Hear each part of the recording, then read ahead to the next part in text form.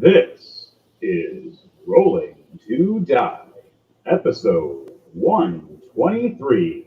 123. Hit it, DJ.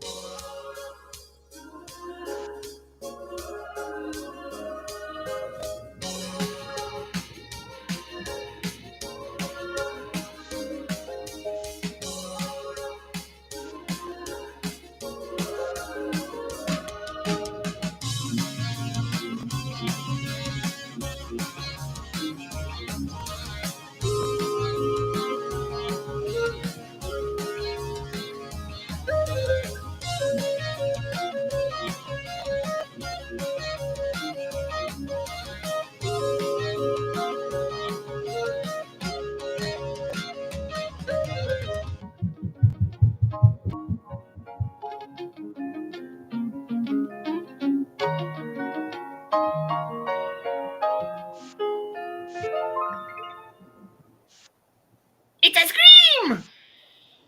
All right, guys, girls, and the world.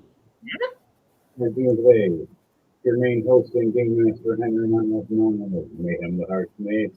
For tonight, Maximus, the Purple Dragon. And we're going to go into introductions tonight before we go into any other things. We are a bunch of nerdy gamers and similar to voice actors and similar things that we do on this channel. And we hope that you enjoy the show. We'll start off the top for introductions. Dark Trooper.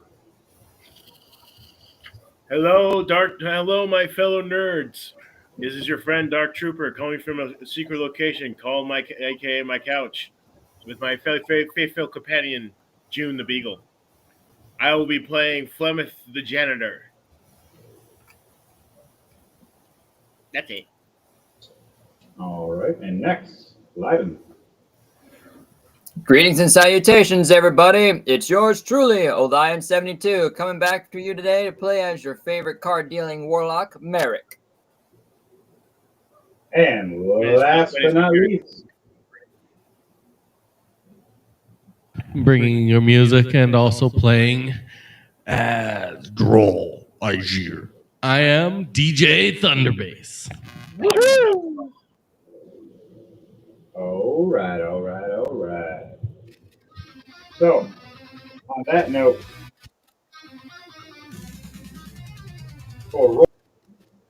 does anybody remember what happened last week before we start the rolls? Grisma came back and set the Spider Queen on fire again, and then he fecked off back to the other 20s.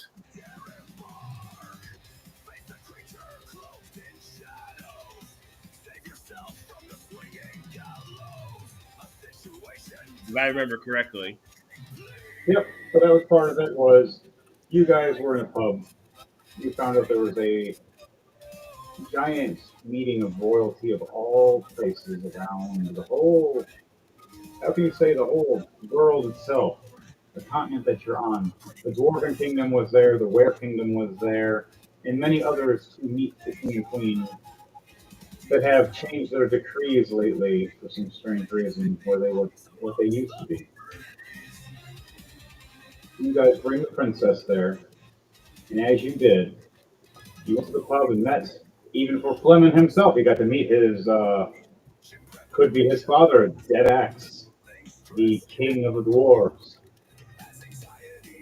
And you got to meet the old king, Slamhammer. You guys had a pub brawl, faced off and fought for a little while.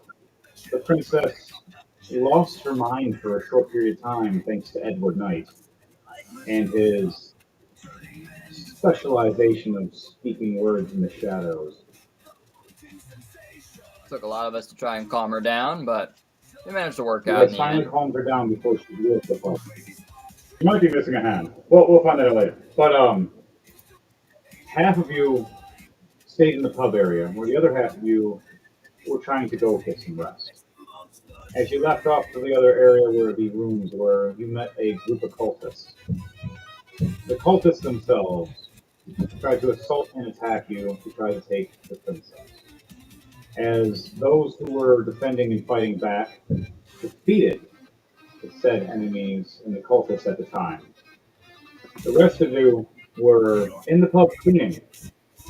Finally, you turned back and you went through that door, seeing a bloody mess, but realizing that everything was okay. As you were fighting through, you started seeing little spiders everywhere. You started realizing spiders were unique. And they started crawling down the basement steps in the doorway that led down.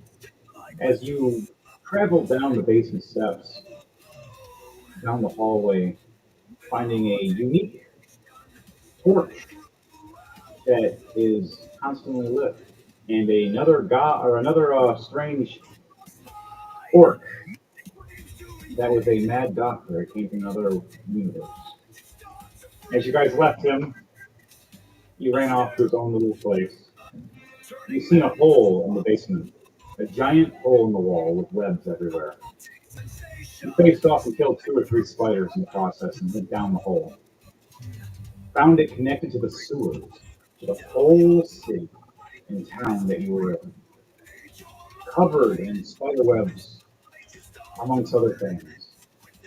You see the sewer waters being flowed with a dragon that swam in the river of those sewer waters. Mainly to chomp and eat on things that it happens to be walking past, which it prefers to eat spiders. While you guys were going through, you snuck through quietly, but violently, until you finally reached the Spider's Queen's Keep, which I was surprised that every one of you succeeded in your stealth rolls to make it there quietly. I was expecting someone to fight a group of spiders, but you guys went all around them quietly. Finally got to the Queen, confronted her. As you confronted her, a green portal appeared up, and a green orc with a blue hat jumps out of the portal with 2 flaming axes, lunging on top of the Spider Queen, giving her one bad spicy day. As everybody worked together to face off against the Spider Queen, you thought and perceived you destroyed her as Grismont finally left back in his aid. You guys noticed the Spider Queen herself somehow survived, as she always makes more of herself.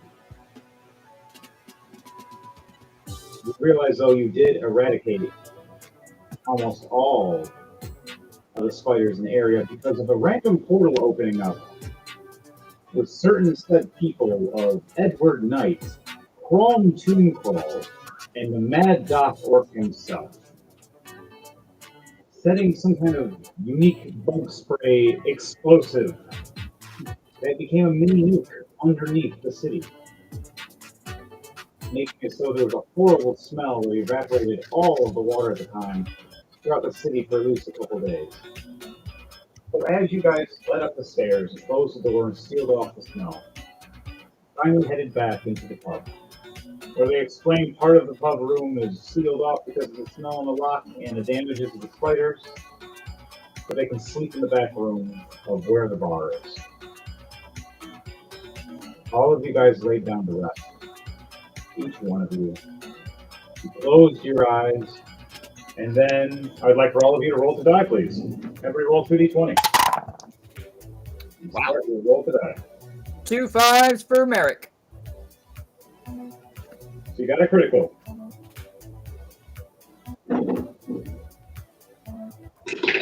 Merrick. 11. One off of a double. 15 and 16, 31. Nice, nice. 13 and a 3. Just a little staticky on that one, DJ. But we heard your numbers, though. Oh, yeah. It's a wire connection problem. All right, so Drax and Ophelia, a 19, good for them. 11, we'll be okay with it. Roll, a 13 saved you from that 3, but you just have a basic day, nothing special, nothing bad. Lemon, you're having a pretty good day as you wake up full rested, full of energy, wondering how the hell you still smell Rizmont even though he's not in the room with you. Merrick, you lucked out.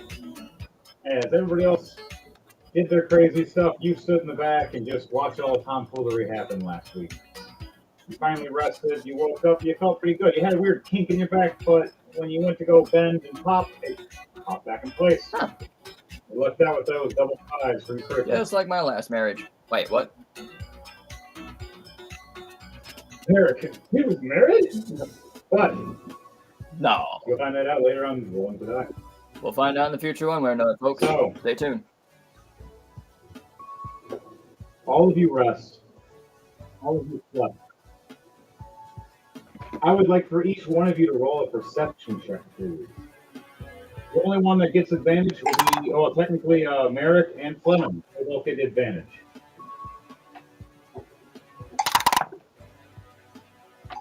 $19, 16 plus 3. Character Merrick. There you are. You got 15.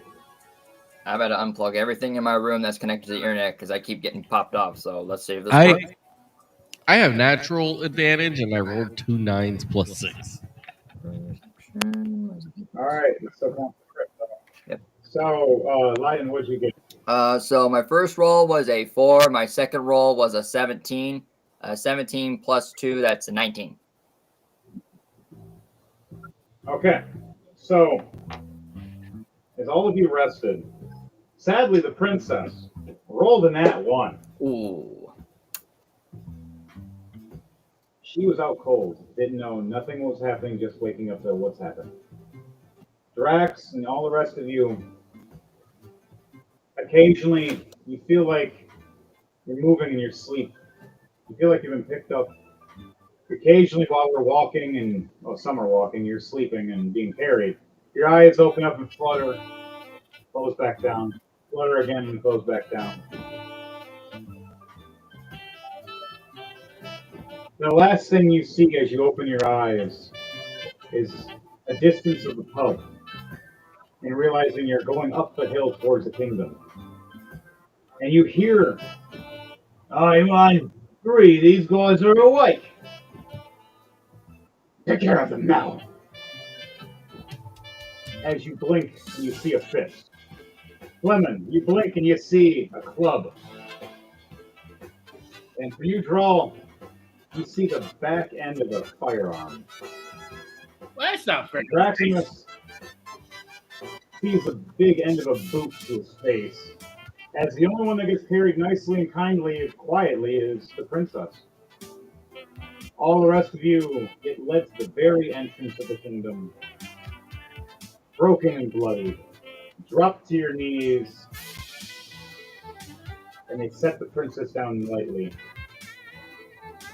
And then you hear, as you start all waking up, my lord, the princess is awake. We need you guys to the queen and king for me. Oh, your princess here is going to have a problem. As the one guy says this, you almost look over on your knees as the rain is starting to drop around all of you. The princess herself has this stern, angry look. And she looks away for a second and blinks. And looks back and smiles. Now, as for you guys that had a perception over 15 and up, you see a red eye glow behind this man that threatened the princess. The golem activates. The golem steps behind as you hear. As the guy's going, and if I take care of your prince, he turns back slowly, turns his head, sees a big mechanic-looking hand grab his shoulder, hold him tight, and looks up at the princess, and you see the red eye just me. And she looks up, going, "For those who threaten royalty are those who ask for execution without trial. I learned this over my trials with the monks." As he looks over, "What does that mean?" As he says that, a giant saw starts activating from the left arm and just rips this guy's head off right in front of all of us. The other four guys step back. And they go, "The queen, you allowed in whenever you wish. He was the one telling us what to do." He looks back going, "I'm not queen yet." But you follow him. You stay out here, in the rain. As all of us look at her, does anybody want to stand up and head to the door to open it for her? Sure, Flemeth will do it. All right, so as you guys start standing up, you realize your hands are bound at first. Oh, this isn't the first time. Actually, before I do anything, Princess are our hands tied behind our back? Or like this? Your hands are in front of you. They're tied in front, Like this. and they're bound pretty decently. So yeah. Is there anything you would like to do to try to see before we go to the next part for me to explain? I use my I do a straight. Can I do a straight trick with advantage to just break the bindings? Because you are a monk and a dwarf, you will have this chance, yes. Now, knowing how your strength is, you will be allowed advantage on this one. But for if it's Merrick, you're human, you get it. You're not getting 16 Yeah. plus And 3, I have minus one strength anyway, so I ain't breaking out of that. 16 plus 3, 19. with the 19, you tighten and you pull at first and you let in and you tuck on your chest. You flex your chest and start pushing as you just start seeing the metal bow. And with your monk training, as you smile, you bend it enough and you headbutt. And right when you just do dink, you can see it split open. And even the princess looks at you in surprise, going, "I was gonna help, but wow, that was cool." Hey, As you can see the metal shackles around. and then I look over the princess. It's like, hey, Grismont's not the only one who has strength, you know. Meanwhile, Merrick, raises his Smile. I got arm. a nat 20 plus 2, 22 for my strength check. For draw, not only is it your strength as you bend and look at it, you just spit just a teeny bit at it. You hop through that shit. And just you get a little bit of that acid on there and it just snaps right off. And you just smirk as it looks like you didn't even try. For Merrick over here, he's like, "Whoa, guys!" Even Draximus is walking up to you going, what do I need to... Okay, a natural 19. He just snaps his and looks at you going, "You need help." As Drax reaches over to Merrick, Princess Ophelia puts her hands on Drax and goes, "I'll do this one."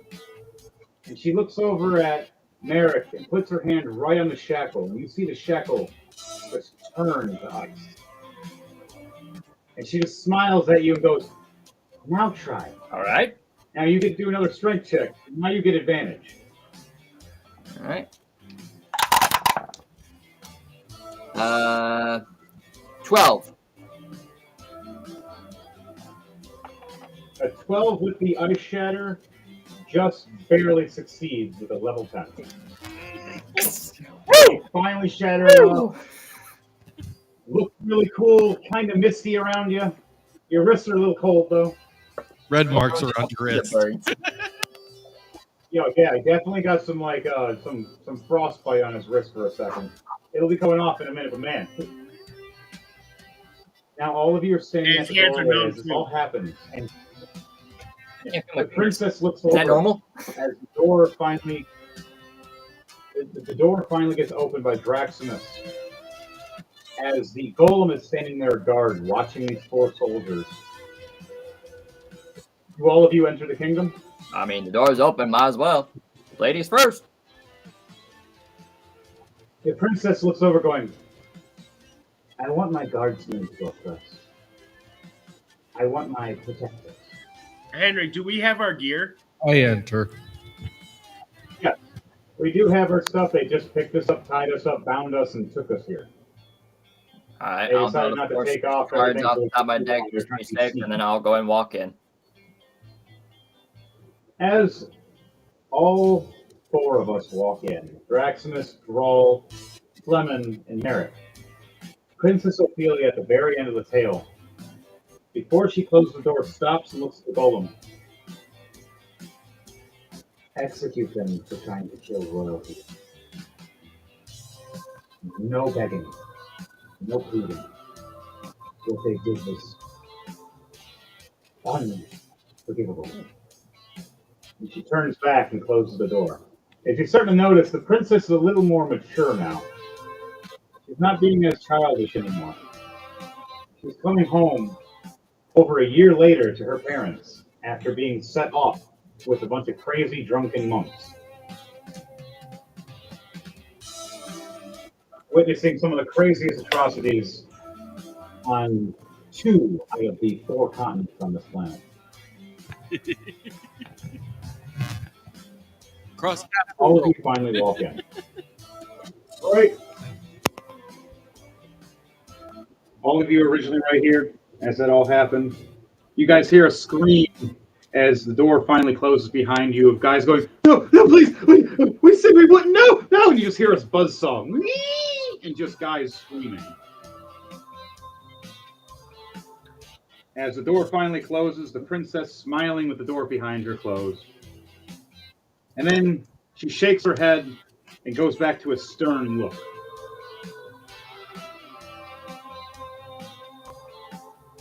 Right. As us 5 walk in.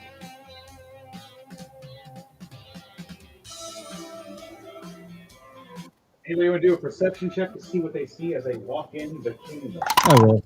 Of the kingdom we have had before, but it is different now than it was. 11 altogether for Merrick. 18 plus 6. Nice. Will you do a perception check? Yes.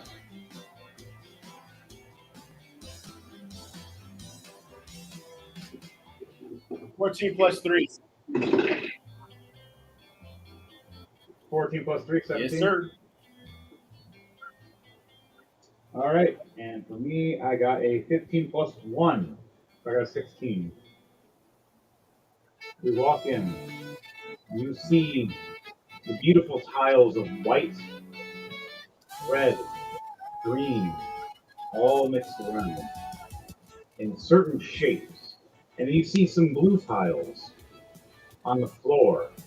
They look like they inpicked a woman of ice. You see the green tiles inpicked a man with a sword and a shield of different elements. You see on the red tiles leading up to a small baby in the picture on the floor, glowing different elements.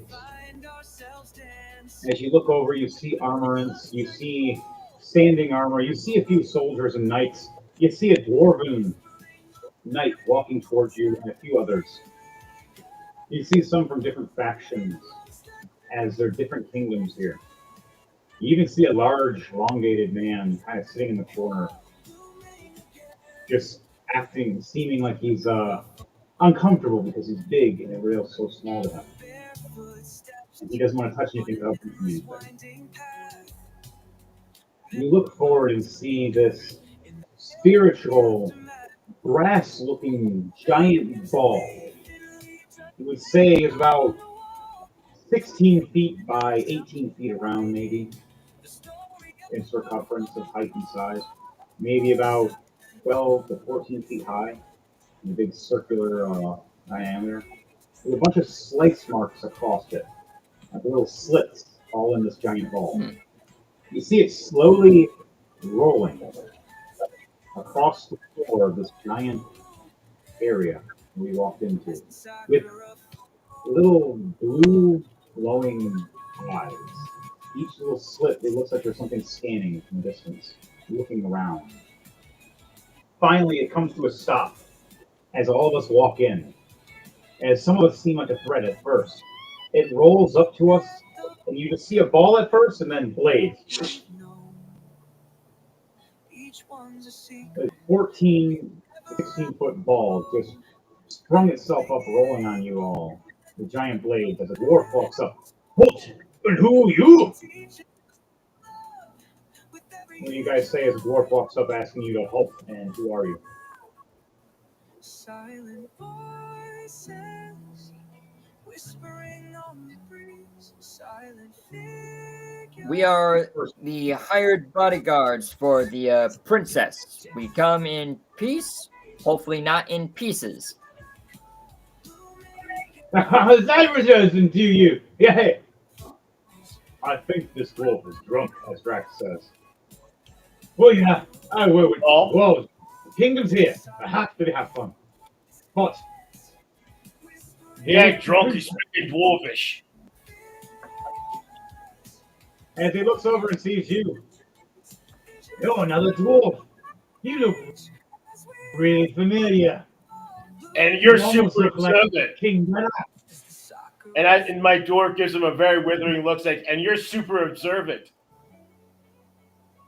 Was he one of the guys that we had a fight at the bar? And then you hear him go, yes, our king. He decided to stay at the pub. They had their meeting earlier, and now they're here. So they went back to the pub after the discussion. Let's start. We're not going to be part of the games that they're going to be playing with the other royalty. We don't approve, especially because they like to disrespect the short folk. Anybody under 5 foot is a joke to them. So, welcome. And he looks over. Princess Ophelia!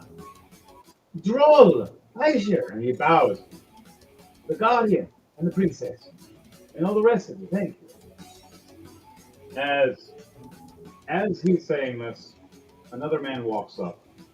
A guardsman. With the royal symbol on his armor and his shield as he walks up. Who are you going to, who are you discussing with over here, Callum? I'm, the princess is back. With, her, monkin bodyguards. And the one guy with cards. Are you a traitor? You do trade, right? It's asking Merrick. Because he sees you with cards and doesn't know you as a monk. And doesn't know you as a dragonborn because you're not a dragonborn. True. And you're definitely not dressed like them as a monk because your hands are not wrapped, unlike the rest of us. I'm more of the flashy card tricks is what I usually do. I make good performances if you need one. Oh, so good! We're going to need it for the king and queen. We need a jester. As you hear the guard chuckle going, I think he was meaning the entertainment for the king and queen. But yes, it's nice to meet you guys. You would like to see Queen of Ice and the King of Forest, do you not? As you hear the princess, why do you talk about me mother and me father in such a weird way? As he looks down, ever since you left, things have changed. They have changed. It's not, this kingdom's not what it used to be. That war that happened left something here as a plague. And we haven't been able to shake it since. So is there anything you guys say or do as this all happens? So I'm assuming we're going to go see the kings and queens. As he nods, yes, the king and queen. Now, mind you, don't do any funny business. The princess here is safe. But you, any of you, get out of line. Spoke some strong words with me. As he pulls his sword out, you see it blaze and fire. And right when he pulls out of the sheath, it just ignites. My sword here will cauterize any wound that I base them upon it. Please, we like to keep it blood free in here. I mean, I assume if we're in a royal palace, it would be best not to do so. So, got no problems with me. He smiles. Good. You know the rules. No execution then, right? No executioner needed. All right. Now, with that, do you guys want to escort to the king and queen, or do you guys just want to explore yourselves and walk around? I will stick with the princess. Same. After all, it's our castle. Lead us the way. Princess. Show us around. Like what's the word looking for? Kind of like, well, you guess. Yet we're your bodyguards, but guests in your house. So feel free to show us, the bathroom, the kitchen, swimming pool. Do you have a swimming pool? So, Llama, one of you has to have a chicken, and Aladdin trips, guaranteed.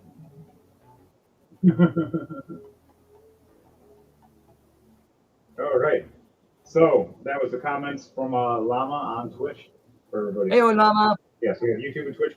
Join us, Llama. Be one of us. He has to be up at like 3 in the morning. One of us. Probably heading to bed. Understandable. We love you, Llama. All right. The guard looks over, goes, Princess, if you like, you can go and check things out if you wish. Make sure your guardsmen stay near you. These golems that we have set up everywhere are very protective. They've become more aggressive ever since you left. And she looks over, going, they're connected to my emotion. That is why. And the guard himself looks confused at first, and then kind of like some horror and fear in his face. That have these golems for 1 year have been acting strange the whole time because she's been gone, or because she herself controls them with her own emotions? Now, that's a question for you guys to think about. All right. I'm gonna put a pin in that. The guardsman goes, all right, you guys can go up now. I have to do my rounds. As he turns around, sheathes his sword. You notice he kind of burns his hand a little bit, like, as he puts it back in place. Before you leave, good guard, what's your name, sir? My name is Johnson. Johnson. Spear Johnson. Spear Johnson. Yes. As in Johnson Spear or Spear Johnson? Malik, why are you making me? He smiles at you. He smirks and goes, Johnson sounds good. I'll just call you by John.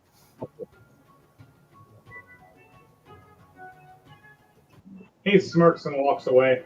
Right as you call him John, you hear, Master Spear! Master Spear! Wow. The giant spiritual golem of blades. You see it roll off and close the blades slowly and just start rolling quietly across the floor, watching everything. All of you start looking around. You're seeing certain guards doing their duties. You're seeing people do trade. As you head to the next big door. Now, there are 2 guards at this door, standing there at attention. Is there anything you guys want to say and or do or troll them with before the princess walks up and introduces herself to the guard? So there's one on the left, one on the right, correct? Yeah. I do a salute like this.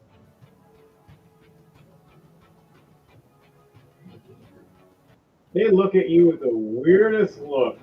Like he's a freak idiot. Going, are you looking for something? You, with the cards. Are you the entertainment we've been waiting for? Why do you still have your arms Oh, up? no, it's the salute, I guess. I don't know which one is actually the proper salute for either one of you, so I just decided to do both hands. What is the proper salute? Corvo, what's with this guy? Corvo. I don't know. I just look here. A guard. Henry, I'm going guard to slide a idiot. hand on the guards while they're distracted by him. All right. Do a sleight of hand. And because he is being distracted, you have advantage. Well, then you have me confused, guard. So what's the proper salute to a citizen 11 soldier plus like 6, yourself? 17. All right. As you're having this discussion, well, you're supposed to rise up, put your palm out, kind of like this, your fist up. Like that? That's how we salute. Okay. And not with your fist back, sideways, as it goes like that. All right. There you go. And as you do that, Fleming, you reach into his pocket as he's doing this gesture, moving his body around so he doesn't feel you reaching into his pocket or anything. You pull out 3 pieces of gold and a key ring.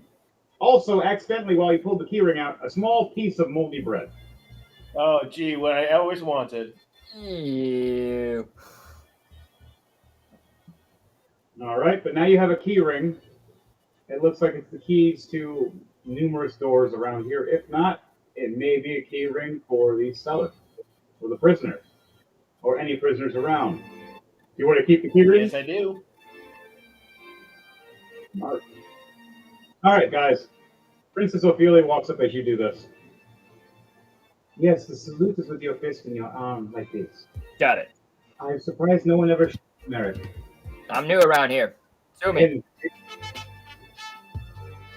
she's like, yes, you're from a different continent. You're a true foreigner. And she smiles. That is correct. I'm from the town of Hamville in the county of Clenor. Yes, Lenore is completely different from here. Oh, you have no idea, ma'am. You have no idea. And she smiles, going, why do you think you left? I've been asking myself that Everywhere we ever turn, since I didn't leave to them. kill us. I am gonna walk up and just smile at them, but while I'm doing this, I need them to make a con save. You're going to do a constitution save. Okay. Don't worry. Nat 20 and an 11 plus 3. So a 14 and a 24. Okay. Crap, I was gonna.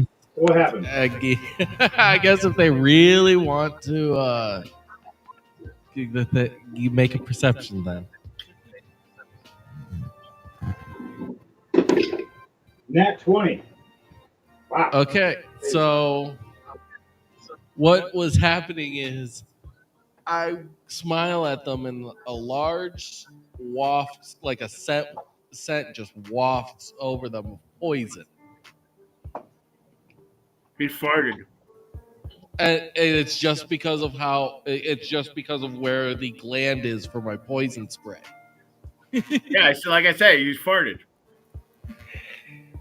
That or he has bad breath. When's the last time It'd be more like the bad breath. Only it's You're very poison. lucky. You're very lucky that the guards have a high resilience and that they were high on this, because the second that one of them would have been assaulted, no matter if it was an accident or not, you would have had a problem. Yeah, it's just it's a part of my character's biology, so it's like I kind of have to throw it into the game.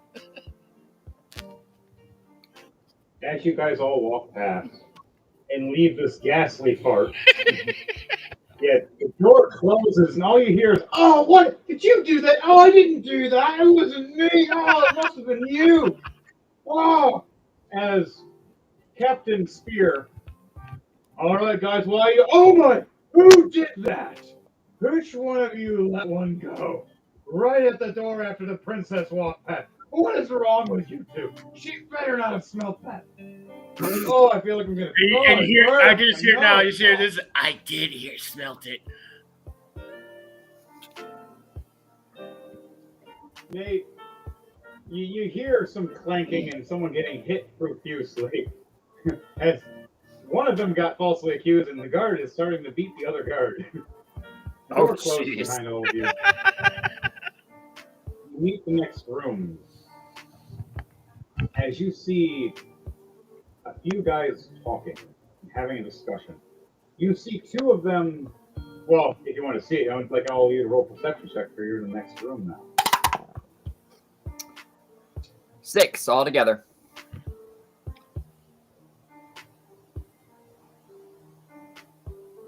America's really enthralled on hearing that fight behind him, and he's just more just stuck on that. What are the rest Two of you- 19s what- plus what's the rest of you 6. 2 19s plus 6, 25. Nice. All right, definitely a critical there for 25. All right, for Fleming, what did he roll? What are we rolling? Perception. A perception check for the new room that you just walked into. Hang on. A 9. 6 plus 3. All right, so Fleming and Merrick don't see diddly, jack, or squat. They just are more fixated on the guards arguing and fighting over who smelt it, who dealt it, and laughing about it, taking bets on who's going to be the one who gets falsely accused by the captain.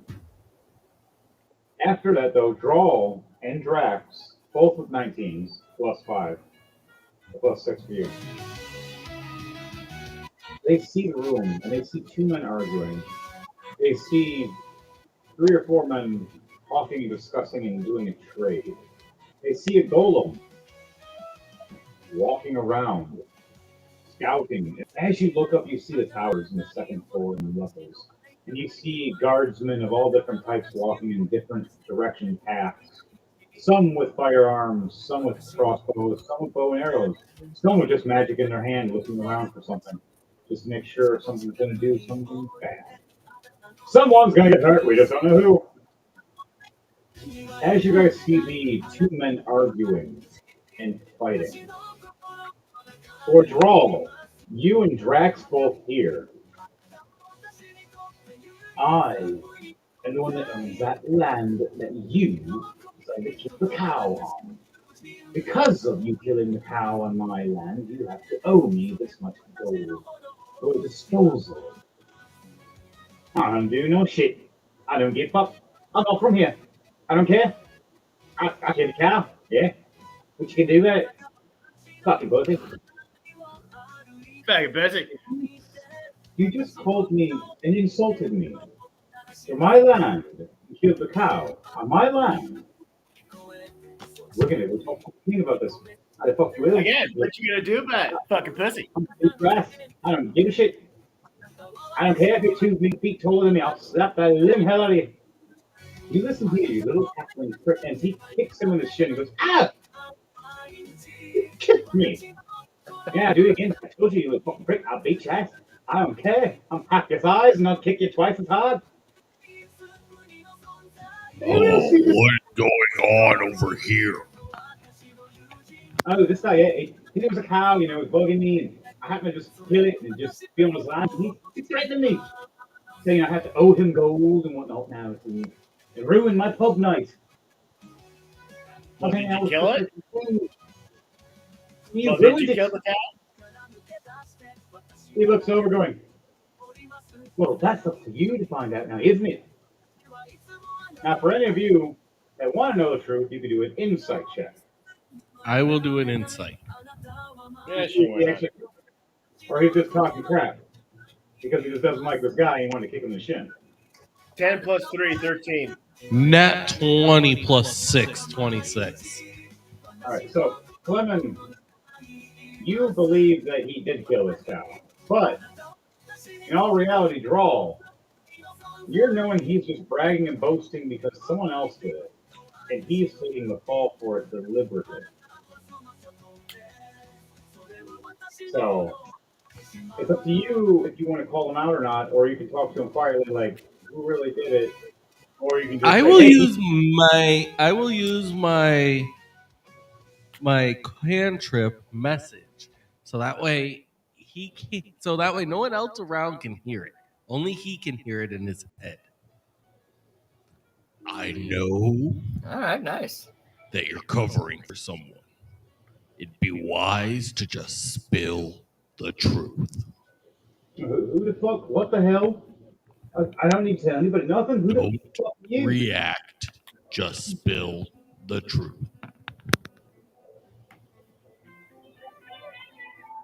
Now, And I'm gonna you would do do an straight check I'm gonna do or- an intimidation as well. Intimidation or persuasion, depending on how you explained it.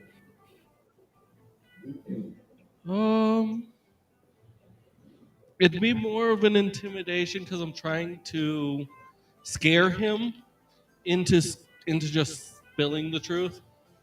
All right. And naturally, Dragonborns are a little bit scary.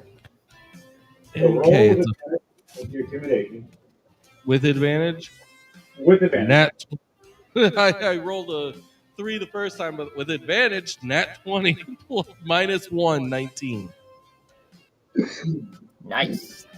Got a -1 for intimidation for being a Dragonborn. The hell? Because it's a charisma. Oh, charisma. Yeah, I have a -1 in So charisma. 19 for it. So you do succeed, but as he looks over dead cold, he looks back and goes, "You know, I tell you the truth, I didn't fucking kill the cow. And actually, the cow's not dead. You really want me to fucking tell you the truth? The cow was a shapeling, and now we're fucking robbing you. So go fuck off." And he turns around and books it.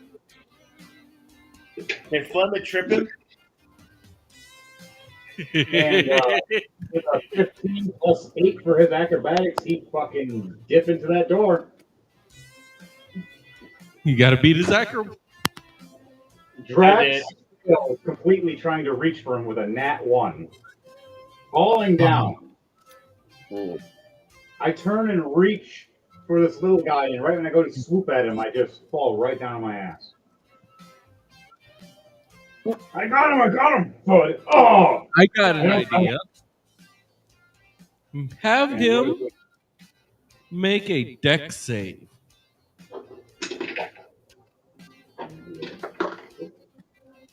All right, a 19.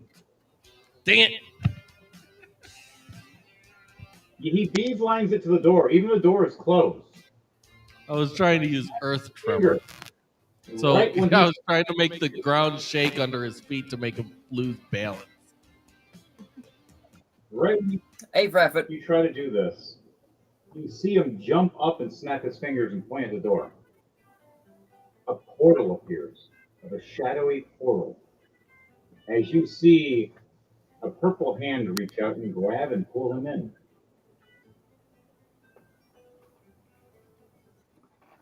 Oh, that's not mischief. That is not mischief at all. And you hear the man going, as a noble, "Am I being robbed right now while I'm at the kingdom? Oh no.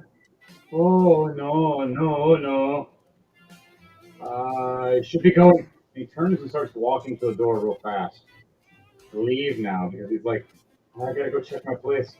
I gotta go check my guards. Are there any guards that can come with me?" One guard looks over, goes, "What price?" "I'll give you 26.50. Fuck off." Oh. And he walks away and the door opens and closes. Now you guys are in this room. You see the discussion happening. You see the other three nobles talking. You see a golem walking around. And then there's the next room that goes to the throne room. What do you guys do?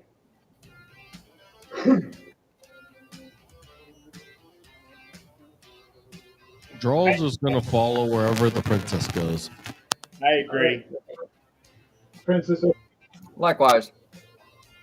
walks up Don't feel like being separated from the herd too soon. and goes past the three nobles, past the table of food and everything else, and the three nobles catch their eye of her. You see them all stop their conversation and just pay attention and start talking to each other, kind of like rumors or whispers. Is that the princess? Is she here? Is that really her? I do a salute to them. Hey, you see one of them do the salute, and you see the other guy put his arm down like, "No, don't." You guys finally head to the door.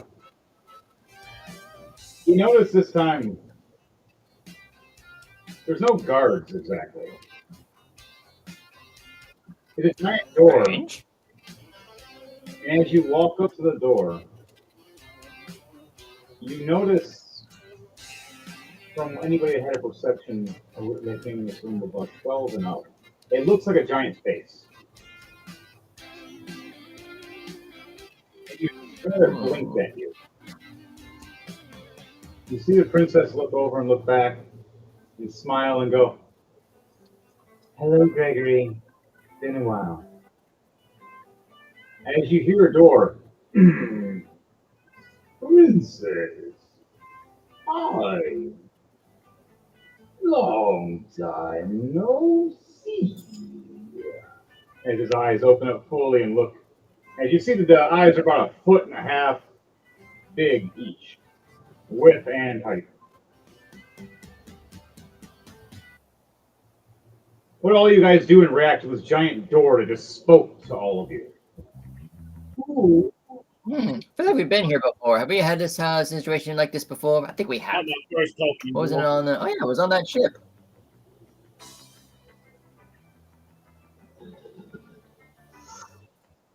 Except it seems like this one's less eyes blazing, laser shooting. Yeah. As the princess goes, "Is there a meeting of my family?" The door responds, "You may enter, my friend." As his eyes close, you see the face look like it disappears into the door. You see the door seal and split open. It just opens slowly. Ooh. The door is about 20 foot high, about 16, no, about 15 feet wide. It opens up around you guys. Now, you see the princess start heading in. What do you guys all do? Follow the princess. Likewise. You guys head in, head further forward. As you went from one section to the next, you went through to here. You finally walk into here. You hear music playing, a banjo or a lute of some sorts. You see a musician playing his music.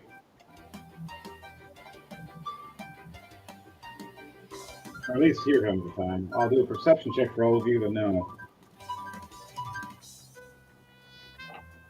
So,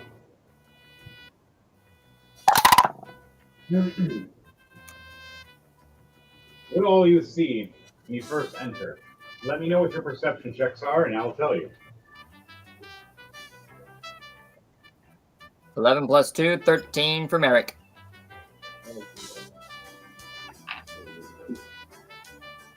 What is the 7 rest plus of you 3. guys? I am getting the dice are liking me tonight. Another nat 20. I have a natural advantage on my perception. Yeah. I got 10. Nat 20 plus 6, 26. Okay. Drax got an 8. Got a 1 plus 7. He's just going wherever the princess goes. You all walk in. All 5 of you. You see the golden guards to the left and the right. You see regular guards as well. You hear the bard. You look over to the left and see a purple bard playing his lute. You look over to the right, you see a guy dressed up like a mime, but can actually do magic. So it looks like he's sitting in an invisible box floating about 5 feet as he's trying to make another box and jump from one box to the next, floating in the air. You look forward, you see a dwarven wizard with a potion smoking in his hand and a book as he's reading. You look over and you see a water ganassi, as a lord of some sort, royalty. Then you see the throne after several people being around it. The king and queen. Now, for Princess Ophelia, she didn't roll that high either. She rolled a 2 plus 5, so a 7. Ooh. So she doesn't even get to see her parents properly to know if it's properly them or not. The only person that gets to see it in any way is Thrall. As Thrall, you look forward and you see, you swore for a minute, not a minute, like a split second as the king or queen both turned their head real fast. Their faces changed for a split second. And they smiled or something, or reacted. I would like for you, Thrall, to roll a history check for me to know what would that be. The 13 plus 1, 14. 14. Okay, so with a 14, you know in your history that certain shapeshifters have the ability of doing such things, but after being in a shapeshift for so long, it does take a wear and tear on them. Sometimes they do a small revert for a split second just to gain control. You realize, hanging to the queen, as everybody's moving around, kind of like in a film where you see one person standing and everybody moving really fast around one person standing still. You're standing there, everybody's moving around, and you're watching them. And you start seeing everything in a hyper speed focus. And you are the only one that realizes and knows that it is not the king and queen sitting on the throne. That is not the ice queen. And that is not the elemental knight that is king and king. That no one knows but you. And if you want to blurt it out in front of everybody and risk something, or you want to warn somebody or tell I am somebody, going to use my message to tell the princess that's not her parents. okay, and how do you say it in this message? Did you use message on the princess? Don't be afraid. It's Droll. I just need to let you know those aren't your parents. They may look like them, but they're not.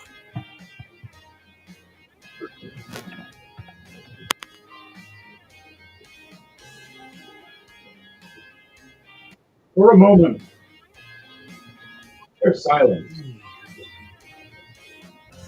As time progresses, though, she answers, "You sure they're not my parents? Let's just say You sure?" when they turned their faces, it changed.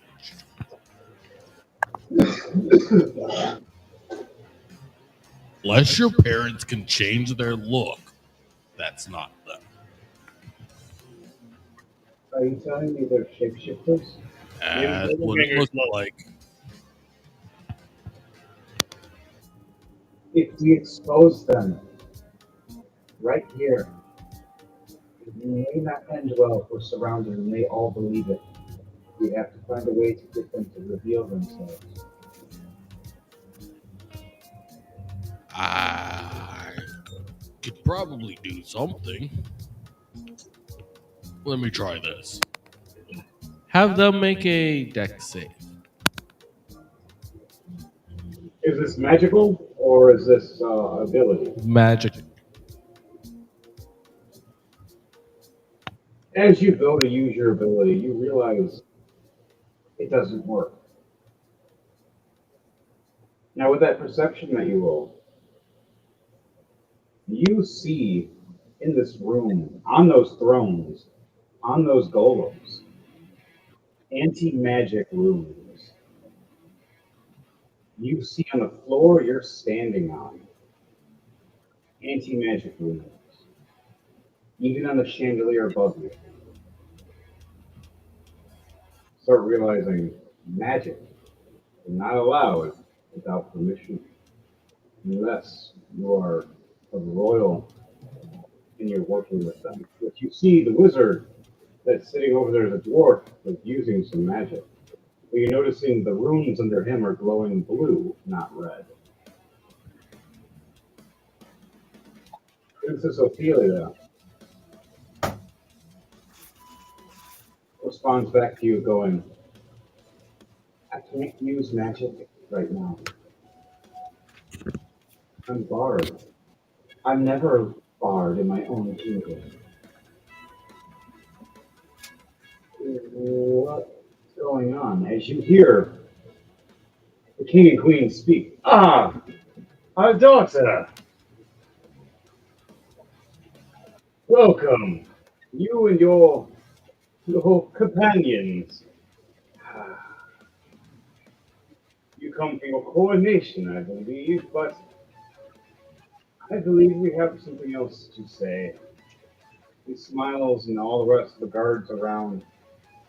We made a deal with the giants,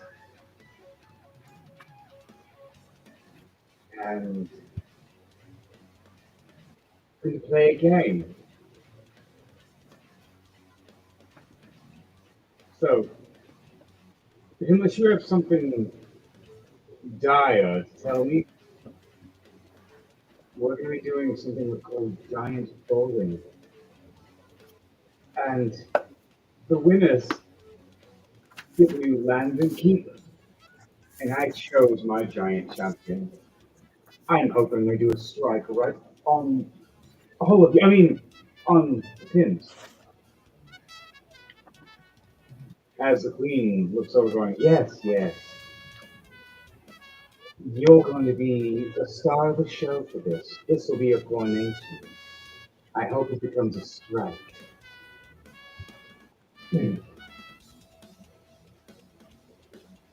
As Princess Ophelia goes, my mother and father usually talk different. That's you're not happy to see me after a year. Not whatsoever. What happens after the war? They stay silent. And they look over at the guards. Guards, take them to the entertainment evening. Say the halls are giant and bold. You see a giant man come from the shadows, standing and towering over all of you about 30 feet, almost touching the ceiling of this kingdom.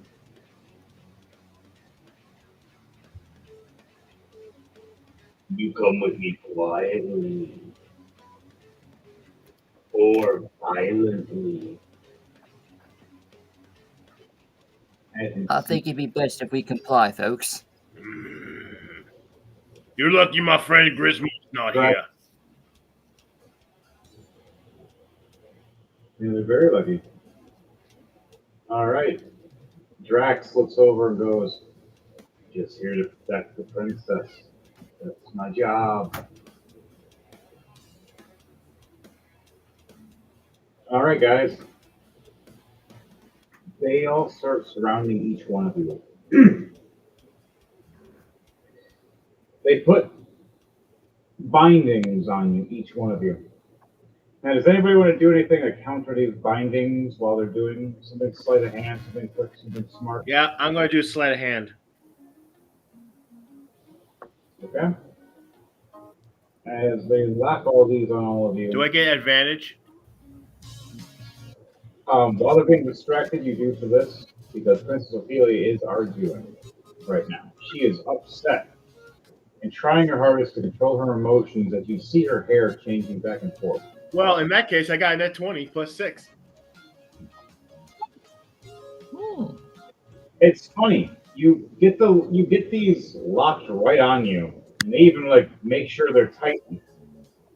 Jingle them right as they grab them and jingle them with your hands.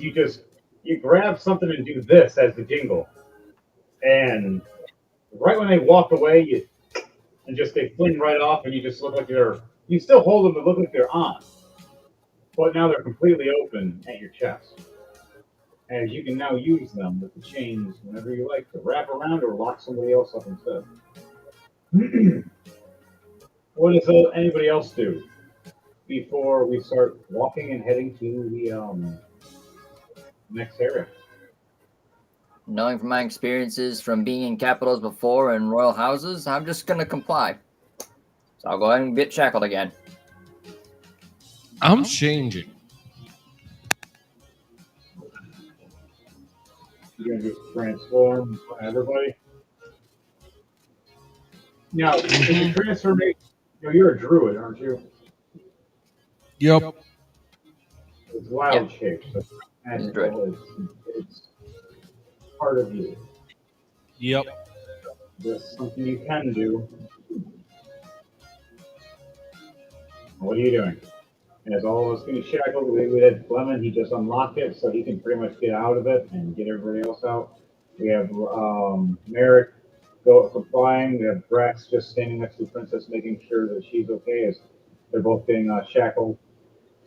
They walk up to Drawl and shackle you. Now, what do you do, Drawl? I change into a giant ape. A giant ape. You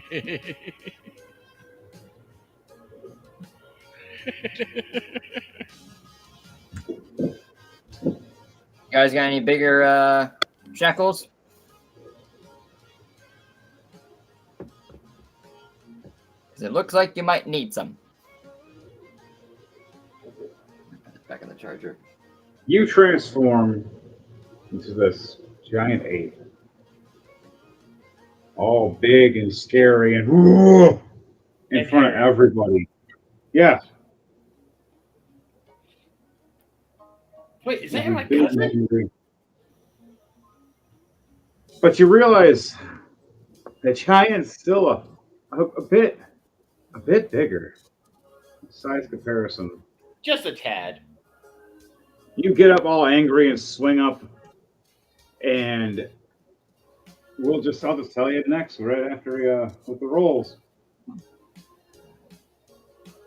A level 10 druid to a level 20 hellfire giant.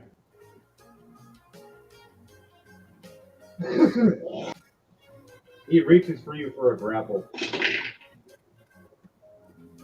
18 plus 15. Grabs you, your giant ape right by the neck and slams him to the ground. Woo! This one's smart and strong. He smiles. I have something for you. Now, do you want to do anything or struggle or fight back? Not me.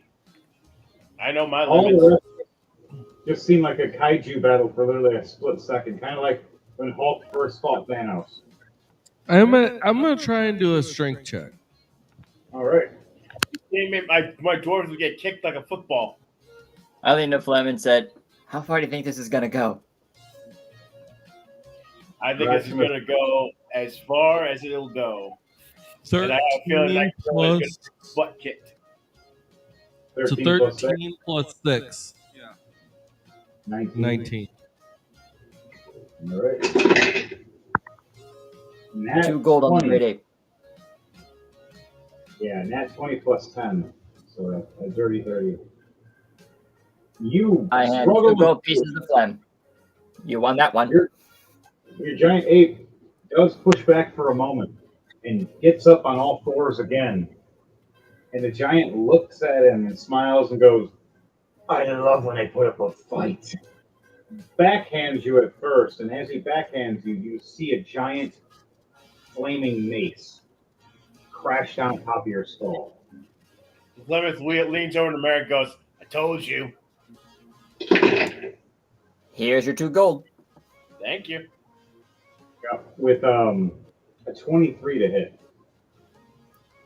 Ouch! He smashes right into the gorilla's head and does 150 bludgeoning damage plus the fire damage. 10 fire damage. So He's just it, crispy. yeah, it reverts you back to your normal form. It's kind of like the whole, you Yeah, see it but still, like, how do you want to do this? all right, it's not going to kill you. It's going to knock you unconscious. Well, no, because my giant ape form plus the normal amount is still less than the damage that was given. There's 160 altogether. Yeah, I only have like I only have like 63 per. That was it. And then your, oh yeah, giant ape's actually more for, It only shows at 63 for here. that's what it is for you. Okay. I think mine is a Yeah, different. so that actually kills me. Oh, so it's it'll be a death save for this. So, as all of you've seen a giant ape at first get smacked with a mace, you've seen it revert back small. You see the mace still. You see it raise up, and you just see Troll Aegir laying there on the ground in a crater with a giant hole in him from the mace spike right in his back. Azure, you good, buddy? Roll one death save for me, please. Troll Aegir. A 14. All right, success. Good, good, good. All right. I think he's breathing. Doing good. Yep. He just barely gasped for air. Please. Still has to do at least one more successful death save. Shows me I have to have 3 successes. In all actuality, it's 2 out of 3. Okay.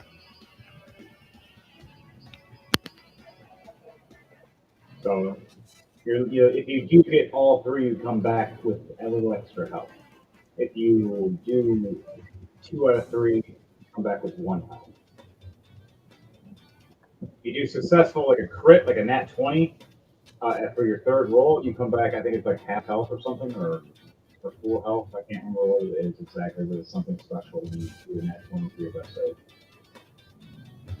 So, pops you right back up, too. But that's only if you get it. Unless you're a fighter, and 19 counts too.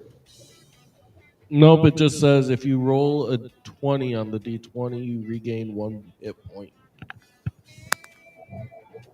Yeah, you automatically just get back up instantly. And you don't have to roll 2 or 3 death saves. You just, the first one, if it's net, boom. Back up 1 HP. But it depends on the character, and depends on the class or the DM if you get something extra for it. Some people get it actually half their health back. Depending on the race, you get full health back. But those are usually very weak races. Say a goblin or something, or a little slime person. But bigger, harder. All right, so you have 1 success. You need at least 1 more. All right, now for the rest of you guys, what do all the rest of you do as you've seen this happen? What is your reaction to seeing Droll Aegir get like punctured and everything, and a giant smiling and laughing? I'm going to pull out a greater healing potion and give it to Aegir.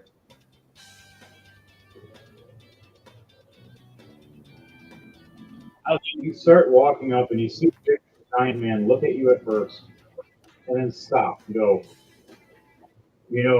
I could kill you in 1 swing.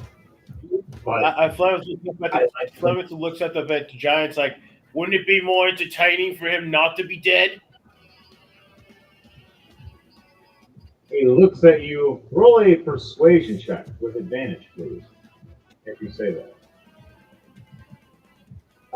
Anything for you, Leiden, or for Esmeric? Do you have anything to say for persuasion? I just look at the giant and say, "Oh, I know you can. I'm just still going to help him out anyways. Don't worry, he's not going to be at full strength. I think he's learned his lesson not to monkey around." 17. Pun intended. Oh, That was great.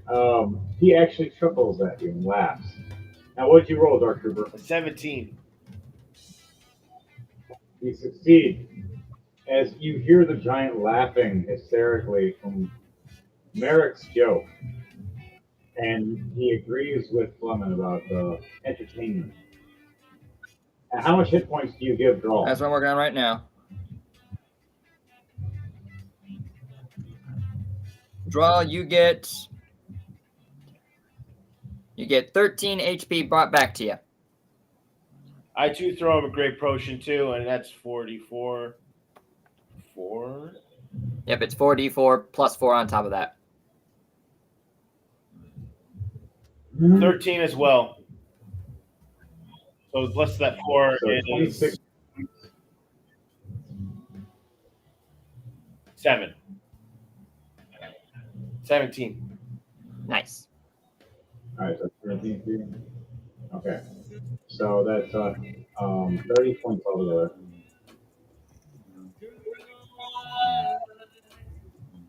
All right, Draw right here.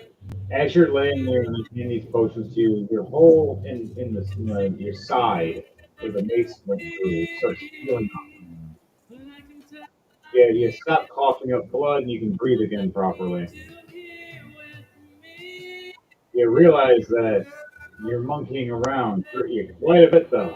I give him like a gentle tap on the cheek, like, "Hey, you're finally awake. You had fun? That sure was scary. I respect. Don't do that again."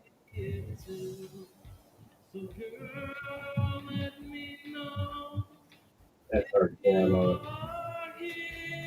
All right, so you guys all get ready to start heading with them as they all start marching outside. Yep. You guys all start walking. As the doors open up, it heads to a different room with bigger doors, like much bigger. As you see, those one doors are like 30 feet plus. These doors are like 60 feet plus. A lot bigger.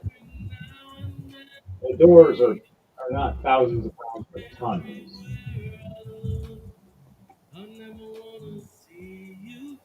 You see everything look enlarged as finally start walking up.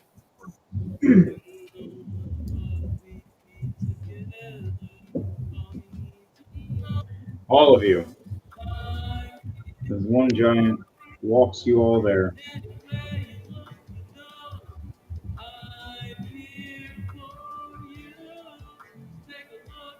You are all in front of 5 giants, plus the one behind you that brung you in.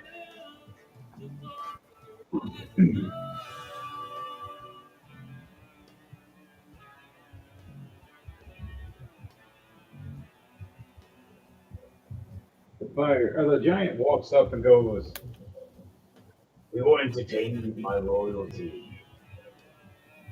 We have our own loyalty here for it. Now, as all of you sit back, stand and watch, and they all look at you. You see one of them walk up, go, now." The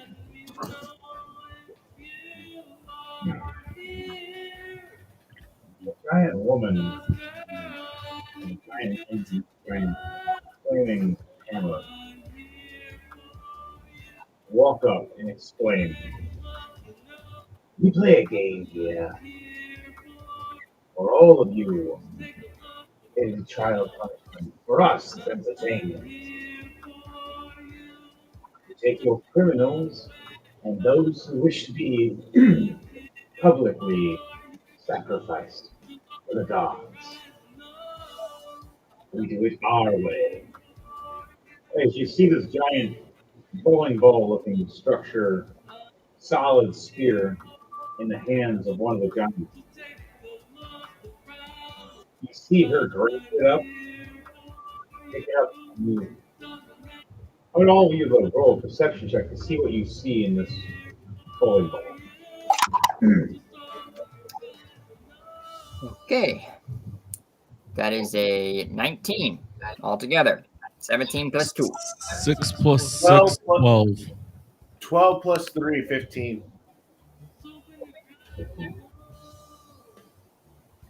Okay. So, all right. You guys see a clear-looking giant bowling ball S. But you see a person inside. You see them with their it's not just one, but 2 or 3 people in there at once, freaking out, scared. You see the giant smile and go, "Prisoners in here. Sacrificing prisoners up there too. Watch this." As she rattles it, you see the 3 people rock in the ball, bouncing back and forth, all scared. But inside it, it's not smooth, Oh. kind of jagged and inside, just clear. Kind of like those Like a giant ball. crystallized rocks that you break open. It's just sharp. Ooh. But yeah, like that in the inside, but clear-esque, so it can be seen through Ah. as a magical ball. You see her grab it and smile and roll this big giant ball as she gets ready to boom, boom, boom, boom, boom, all tippy toes and everything, Fred Flintstone style. 11 plus 10 is 21. You see her roll this giant ball. You see the people inside, all 3 of them, and you see them bouncing scared, and then you start seeing red and blood and everything getting ripped apart inside. And you see at the pins, rolling real fast, a man strapped to it as he's some kind of prisoner, and several other people to each one of the pins. And they're screaming, "No, no, no, no!" The ball hits, exploding the guy, making the other pins smash into the other people, exploding and killing each one of them. And you just see blood splatter everywhere at Oregon. Ugh. The giants laugh as we're standing there in shock and horror, like, "What just happened?" You see the imposter king and queen walk up going, "We made a deal. We get to rule here, secretly impersonating your mother and father. And they get to have fun with all our prisoners. Then we choose the prisoners of war." Which actually a lot of these people are innocents then, instead. Probably scared some people to ruin them right there. He's lost 2 viewers. I'm sorry.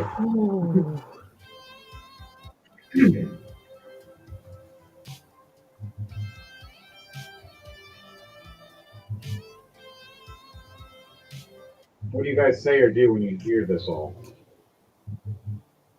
that's that's diabolical. Wait a minute. Are we next in line?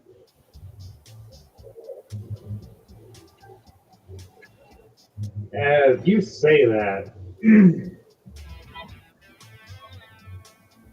the giant looks over at you and smirks, gets real close to your face. The giant head. You're just kind of like, "Oh, I think you're the smartest of them all. Put him up front. What about the princess? I want her up front. Okay, septic pin for him then." Drawl actually just faints.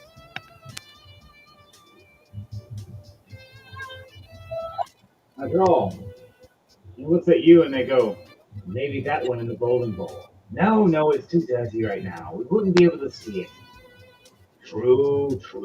I'm not cleaning that. Neither am I. Roll it again. So, I look over. smile and smirk.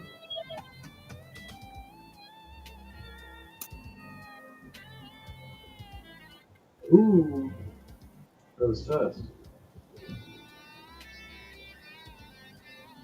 You get ready to roll and smash each one of you. You guys want to talk to them? You want to convince them? You want to persuade them? You try to trick them? The princess looks over, going, "I have an idea for if they put me up front. But I can only do it once." You sure?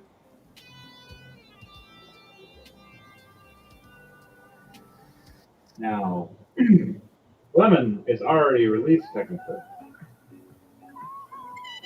He can have somebody else try to help get him to release if not, somebody else can. You guys can try to pick or do sleights of hand, try to get out of your cuffs sometime, and see if you can get out of the way before the pins hit.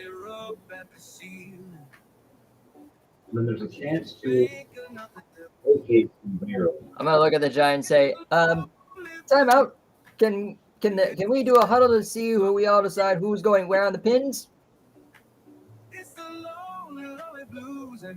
It's kind of fun, isn't it, to watch them argue who's going to get hit first.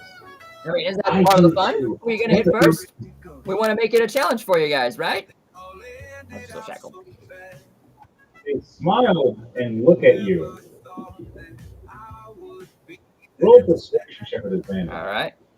I think persuasion is one of my good ones. I'm not 100% sure. Let me double check.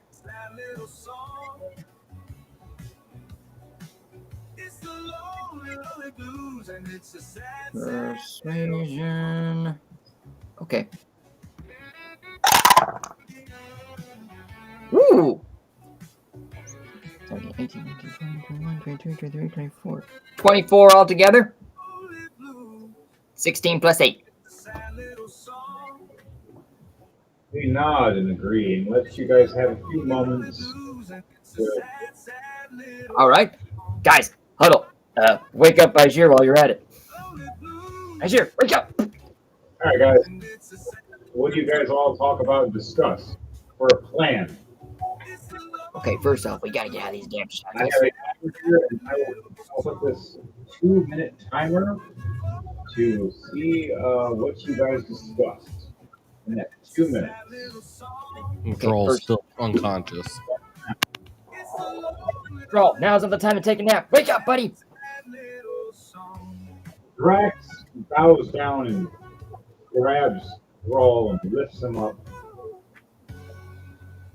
and grabs his smelling salts. And yeah, you say a 13 plus 5. Here, smell this. No, be able to wake still up, 2 plus 2, 4. I'm still unconscious.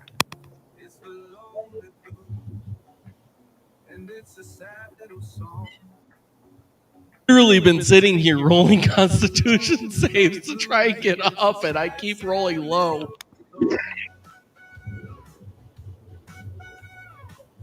Drax picks you up and just drops you right on the ground. Just thud. For a 18. So he just drops you right down on the ground. You take 2 points of bludgeoning damage hitting the ground roughly.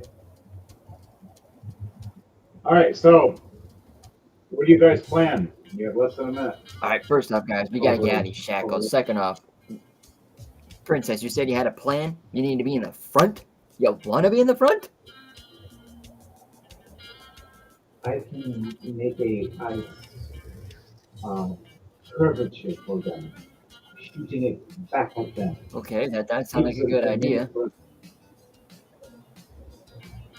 If I fail, you'll die anyway. Honestly, this is not the way I wanted to go out, but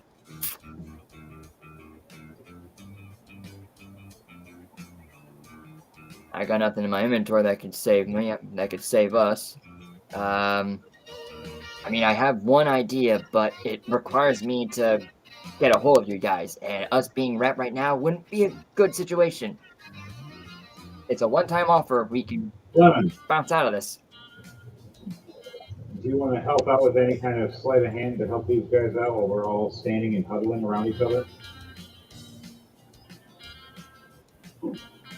For Chris, Dark Trooper.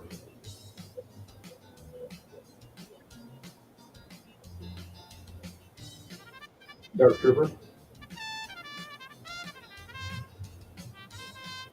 Okay, I think he's out. Okay, back to it. All right, I'll have us a draw roll. Rolls a wow. I rolled a net 20 and a 19. Nice. All right. He pick locks out of his. Who else pick locks out of theirs? I mean, I would if I could, but don't really have the tools for that. Princess Ophelia. You. And Droll's unconscious. Okay. There we go. Princess Ophelia with a 16 plus 5, a 21. Breeze is All right. yours. So is Brilliant. You can break up. Woo! Net Oh. 20. Well, -1 would be a 19. You still break it. Perfect. All right. Roll. I need to have everybody either get a hold of me right now or forever be left behind, basically.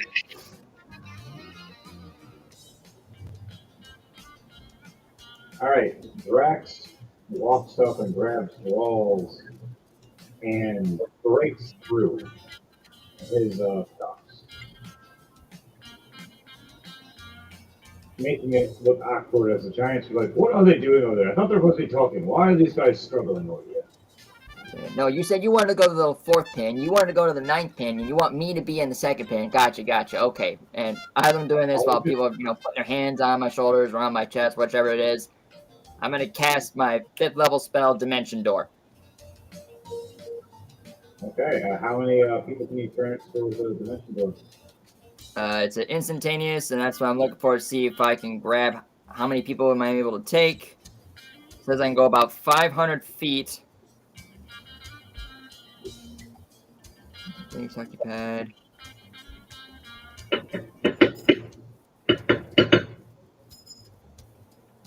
Five 500 feet. 500 feet. I can only take one person. Who do you take when you Dimension Door?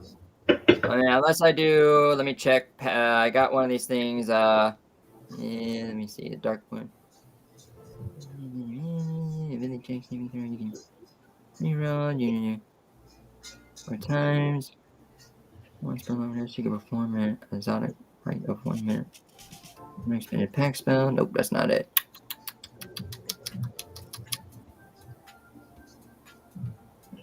Oh, gosh darn. Yeah, I can only take one person.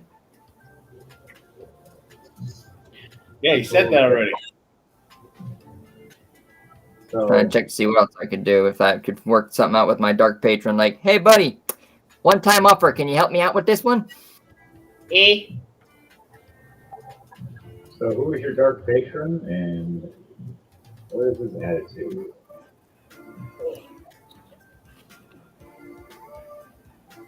Well, he's from a different dimension. Good intention.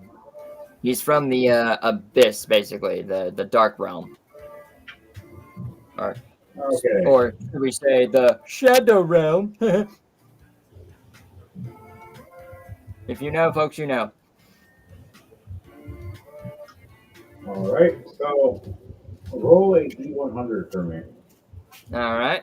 Where to put my D10s at? Here's they are.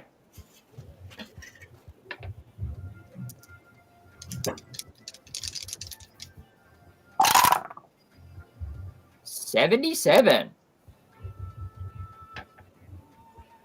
All right. Good success. You talk to your dark deity of the shadow realm of that sort. The cards that are in your hand light up, and the middle disc of cards glows. As you're holding everybody, this portal. I just start speaking in abyssal, shadowy, necrotic language. If anyone understands, cool. Can't. I'm basically telling my deity, hey, or my patron, hey, onesie time. I'll repay you back afterwards. You name it, and I'll do it. Draw. If he were awake, he could understand it. So it's funny. Right as you do this and get ready, and you beg to the god, a counter spell is activated as they try to do unto you, but they miss. They roll a no 2. Yeah, they roll a 2, and they miss the counter spell. As they scream no, realizing what you're doing, thinking you're only taking 1, they don't realize how big the door gets.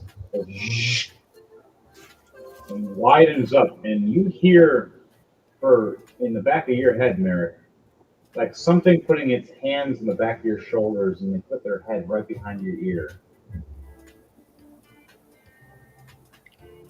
You want to make a deal? Next time, I get your soul for a duel. You better beat me, or you're mine. I mean, if that's the deal I gotta take to get my friends out of this mess, I'll take it. I love playing games. I'm so Hey, bored. do I too. Give me some soul. And it just opens the door, and all of you just. And the giant hands are reaching, missing for you. One goes through the portal behind you all, and is reaching at you as the portal closes and cuts off the giant's hand and arm from this point to the elbow. A giant hand is flying behind all of you, but without a body. Where are we being taken in this 500 feet distance or span, which technically can To be the now very doubled. front of the gate. That's about as far as I believe I can get us to go, is to the front of the gate. Outside the Okay. building, basically. You point knowing where the front of the castle is. And teleport. And we, right at front where the guards are, standing at point that we originally had something horrible happen. And the golem was having fun. We teleport back. Big giant portal open. We set down. Okay. Okay. So y'all just saw that? Because I won't be doing that again for a while. You see the princess pissed off, angry and furious. She looks at all of you and speaks. My fellow guardians, I appreciate everything you've done for me and saved me today. But would you call me mad if I decided to go back in there and murder those fake king and queen of mine? I mean, you got these golems here that can probably be more than happy to help you out with it. By all means, have at it, lady.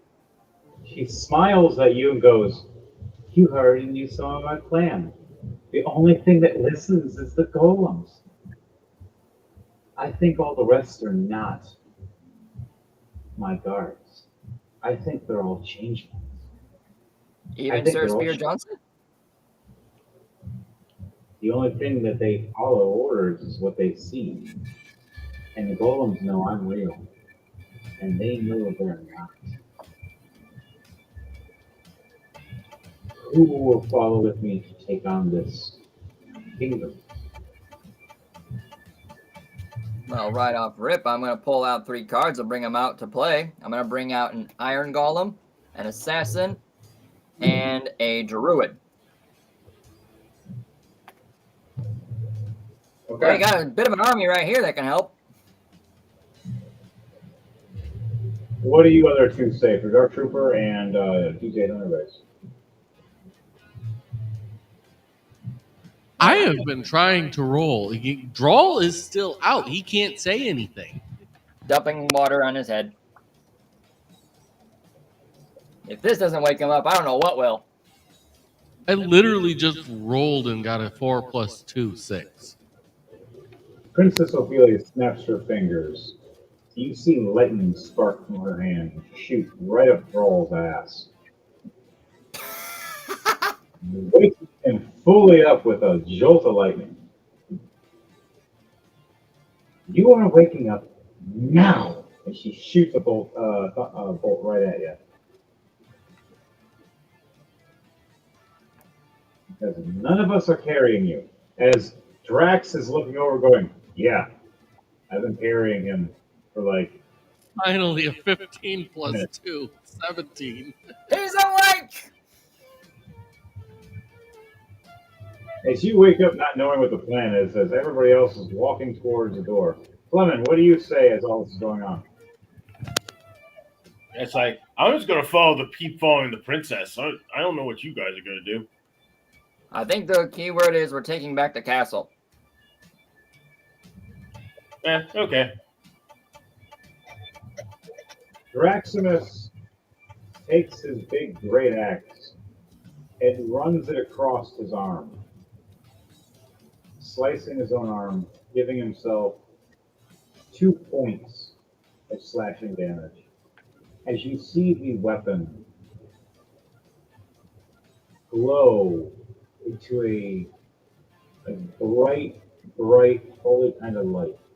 As you hear Drax saying, "Light of revealing, show the truth. Light of revealing, show your roots." As the blood runs across the axe and ignites the axe. Looks like we have to find out who's what. So in a 20-foot radius, I right now have anybody within my vicinity of an AoE can be revealed as a changeling or shapeshifter. Okay. As long as my axe is lit. If my axe gets somehow dispelled, well, it's only if another blood hunter is around. If it's blood magic, it's different. Gotcha. It's that dark shit. So, all right, guys, we all are walking to the door. Droll, what are you doing as you're seeing this all happening? I just fall. All right, we all walk up, Spells, open the door. As you see Princess Ophelia look at the golem and say, "I need you and all your friends. Can you?" The golem nods with his red eye and starts walking towards us. You guys all walk in. Yep. Now you walk back to the entrances. Remember seeing that giant circular ball of death and blades rolling around, and one other golem in there walking in. You see some of the guards looking over in confusion as they see all 5 of us walk back in from the entrance where we just went past them 30 minutes ago and somehow got back to the entrance. It should be impossible. The guards are now in confusion. What do you guys all do as you see the guards slowly reaching for their weapons? Looking and Love watching. points at them and goes, "Hey, aren't you the 2 knights that fought in front of the princess?"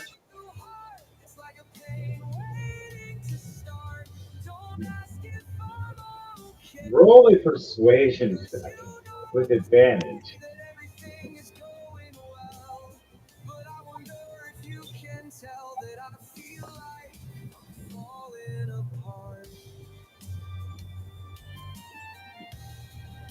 Oh, come on. What's your roll? I got a 7. Oh. So you say this. They look over and first argue for a split second. That was not me. It was not me either.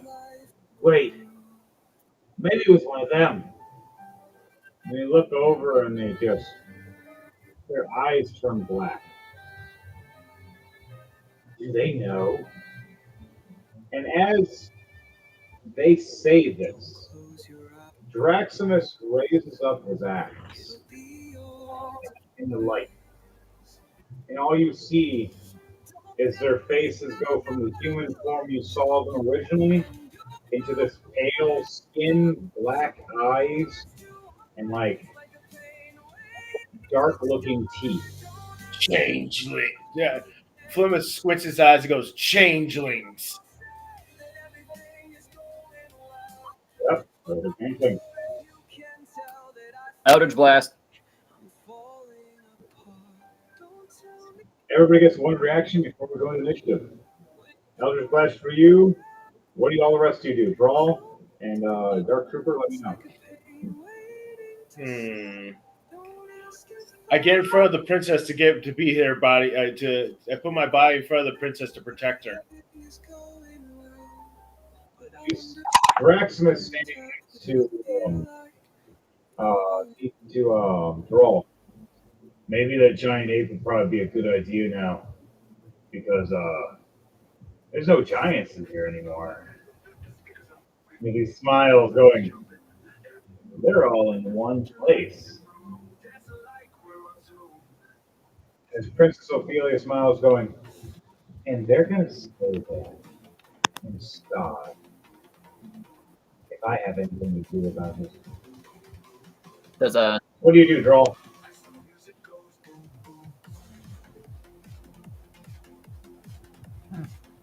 does a 17 hit? 17 does hit. All right, other damage roll. 12 points of force damage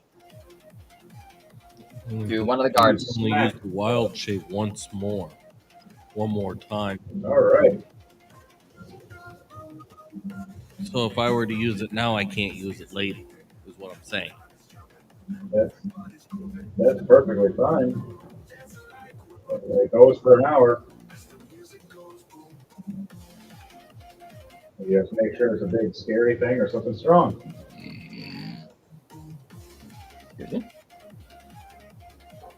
Ooh, I can taste the garlic ranch on that one. I got dinosaurs. I got a woolly mammoth. I got a T-Rex. I got gorillas. I got that. You can be a giant ape again. Giants. There's a few things. You can't be no colossals yet. You're not that high level. Well, you can get close. The closest you could be was that giant ape right now for size.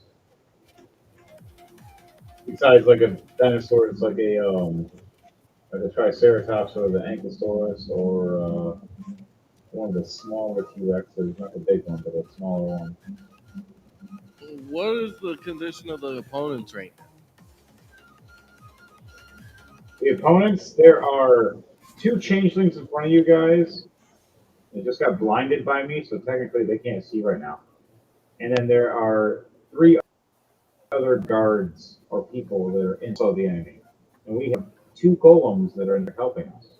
One that walked in with us, and the other one's the giant ball of death. As Princess Ophelia, that's what she's doing with her reaction, if she is asking and commanding that one to work for her. Stating her master is now a changeling, it's not truly its master anymore. So I gotta Are they roll. all within? They all to each other? The 2 guards are next to each other, but the other 3 are on the opposite side.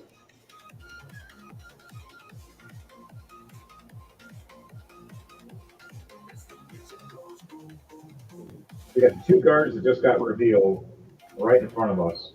And you got the one head guard that's running towards us right now.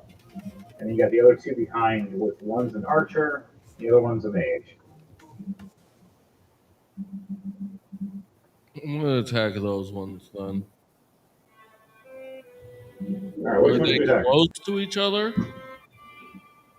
The 3 that are near each other?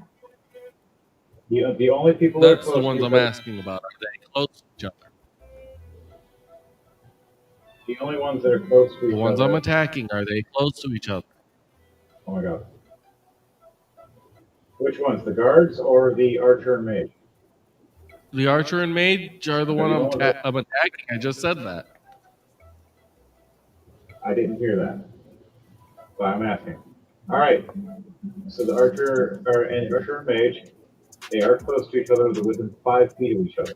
Good. Then do a con save.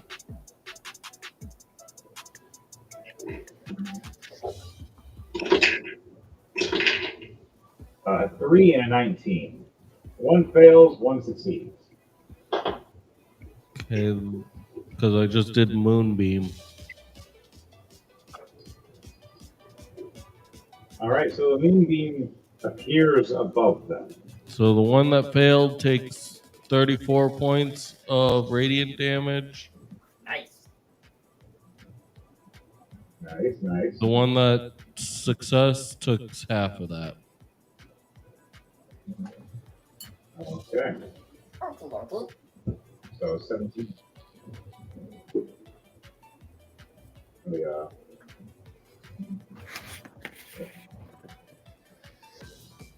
Okay. And then does a 24 hit the mage?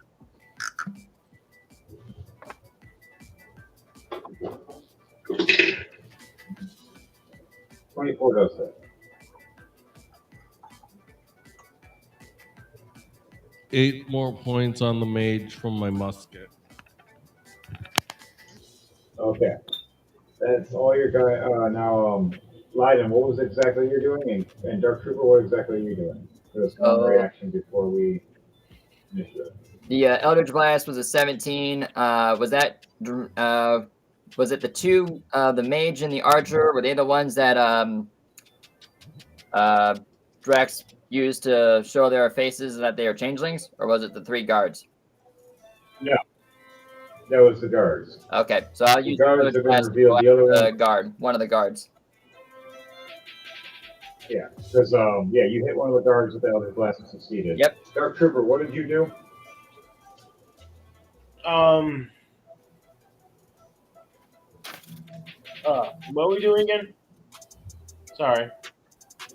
You're attacking either the guards that then revealed that you said that did the fart thing, or you can attack the guard that's running at you right now, or the mage and archer, which draw attacks without even looking that they were changelings and not just blast.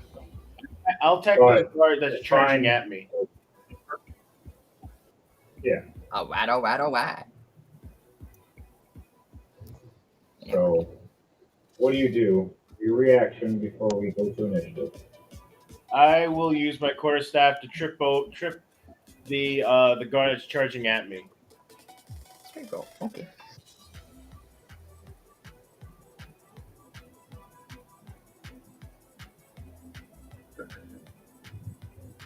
Seven plus 8, 15. Okay.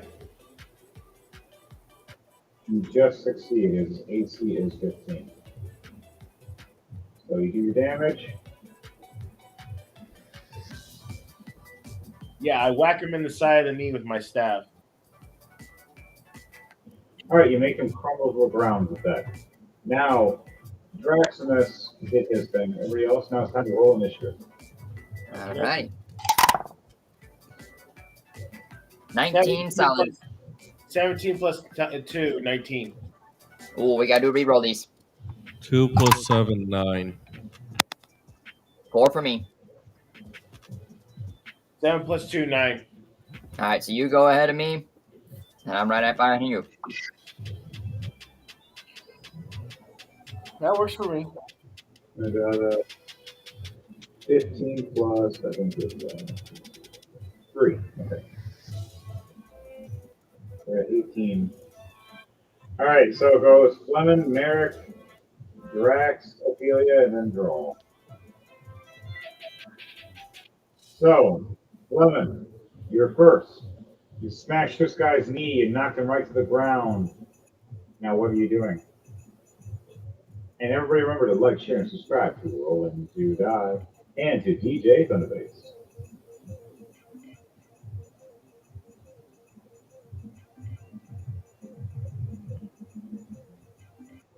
What are you doing, Chris?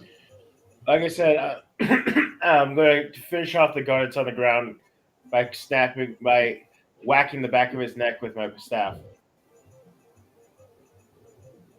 All right, get away, as he has his armor still around. Dirty 20, 12 plus 8. You definitely hit it. 4 plus 4, 8 for damage. Okay. Doesn't it get doubles? Doesn't it double it because I got doubles?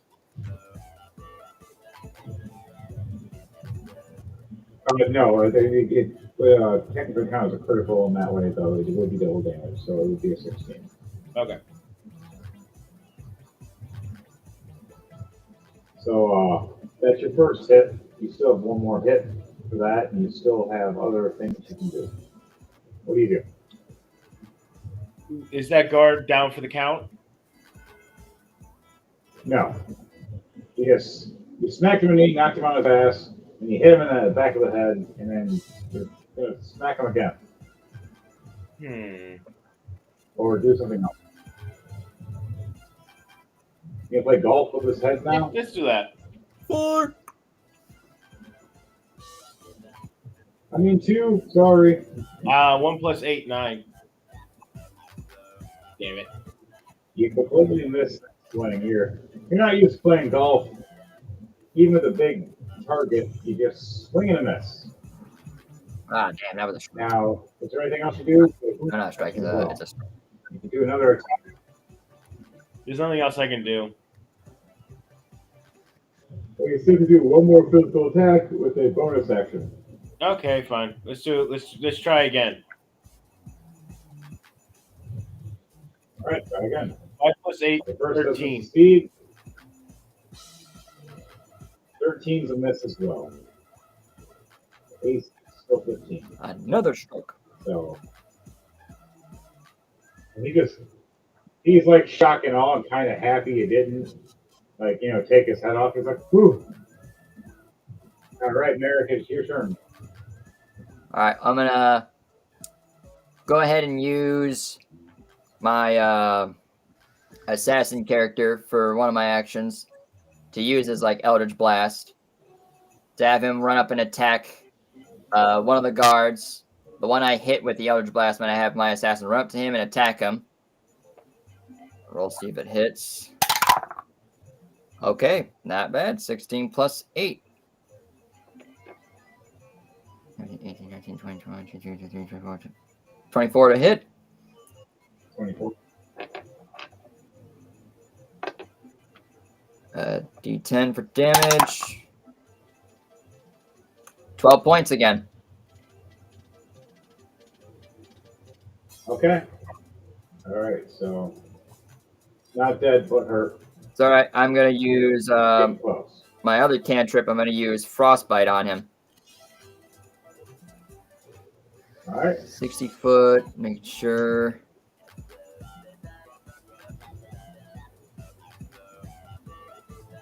Living frost form on the creature you can see within range. The target must make a Constitution saving throw of a 16. I rolled a All 2. right.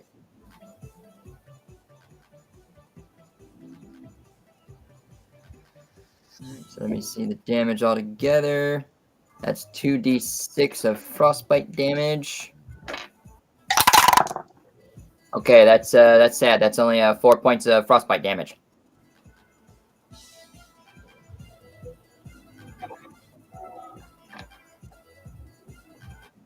How many points? 4 altogether. Okay. All right. He's close, like very close, but he's not dead. That's all right. My assassin's right there in front of him. You got frostbite damage. You got attacked by the assassin, who, fun fact, looks like a familiar character we probably know from an assassin group. I'll leave it at that. That's all I can do for my turn. You don't have a bonus action? Or That was my bonus action. All right. Okay. It is now Drax and Ophelia's turn. Drax stands guard protecting Ophelia, watching her back.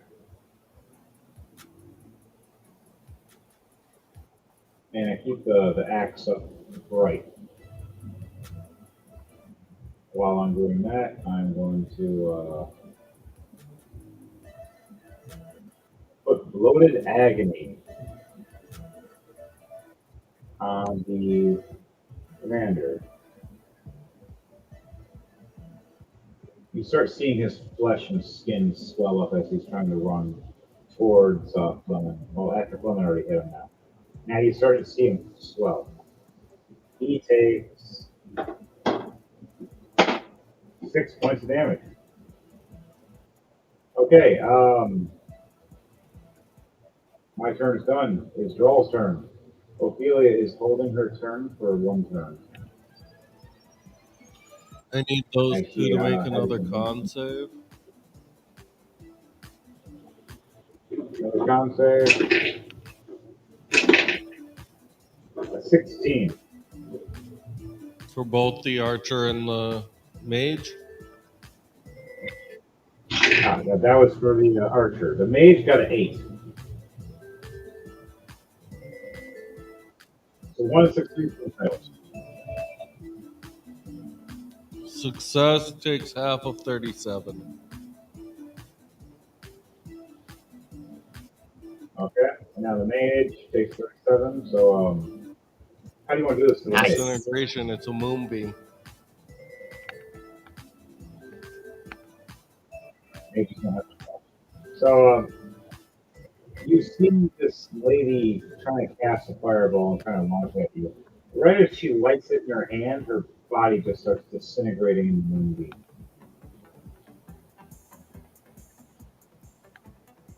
Then All right. a 23 to hit for the archer. That's a hit.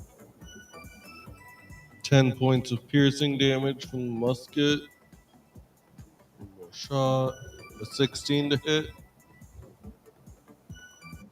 That's a hit. 9 more points of piercing damage. All right, all right, all right. Humble thy numbers down. I go on to this. It's like archer versus archer away. Just different kind of archers. You're shooting, and he's shooting an arrow at you. The first round shoots right at his arrow, or just right through it, and hits it. Second shot, what do you do? Where is it? How do you want to do this with that second shot? Headshot. Boom, that shot.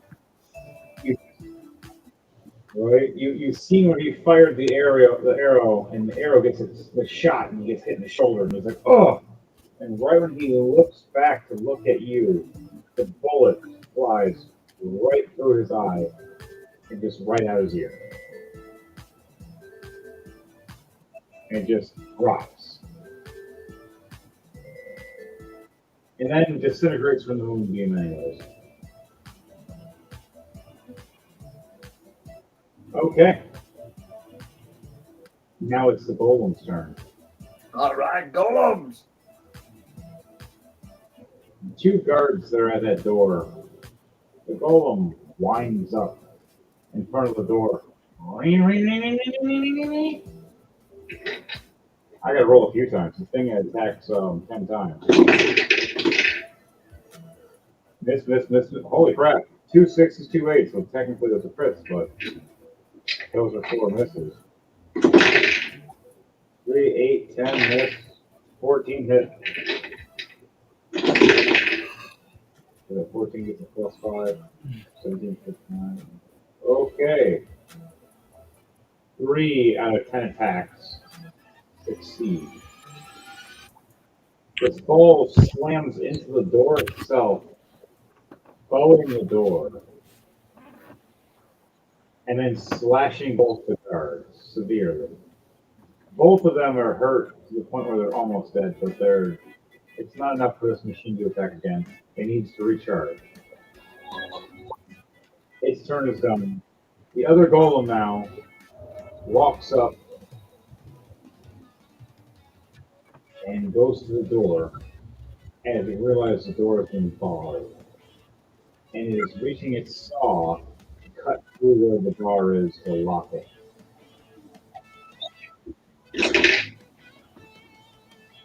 $17. He cuts through it. All right, back to the top. Lemon, Chris, you're back to the top. What do you do if you have the guy on the ground? He's bleeding severely, and he got hurt pretty bad. Let's go for another swing. Finally, a dirty 20, Not 12 really. plus 8. All right, how much damage you doing?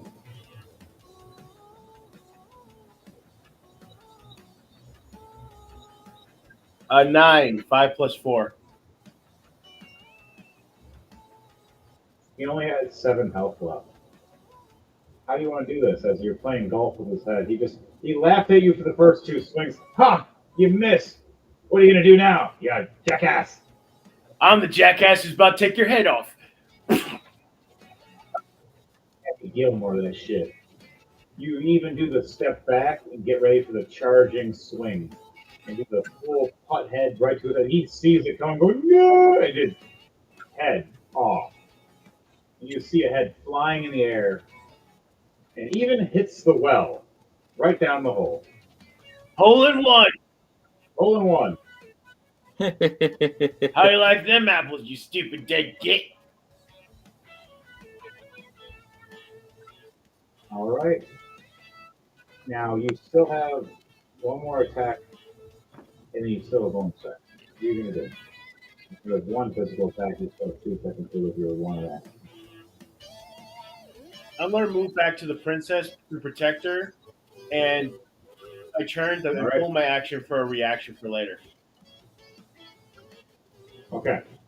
All right. It is Merrick's turn. All right. Once again, gonna use the assassin to go up to the same guard to attack, using my cantrip of Eldritch Blast to beat his attack, basically. All right. 19 to hit. Hit. All right. Sweet sauce. How much Where'd my damage? D10 go? There it is. All right. 6 points of basic force damage. He uses his rapier to basically do a cut across the face. How do you want to do this? You only have 5 health left. So as the assassin has his cutlass pulled out, he basically runs up towards him, aims the rapier directly at his face, and does a jab to the face and thrust up. And you see blood just shoot from his nostril up, and you just see a fountain of... And the guard just collapses to the ground as blood still spews out from his nostril. Hardcore. And then for my So we have secondary bonus action, gonna use Eldritch Blast again, but on the other guard. See if that hits. That's 3 Okay. shots. I only have 2 shots. We only have 2 for you.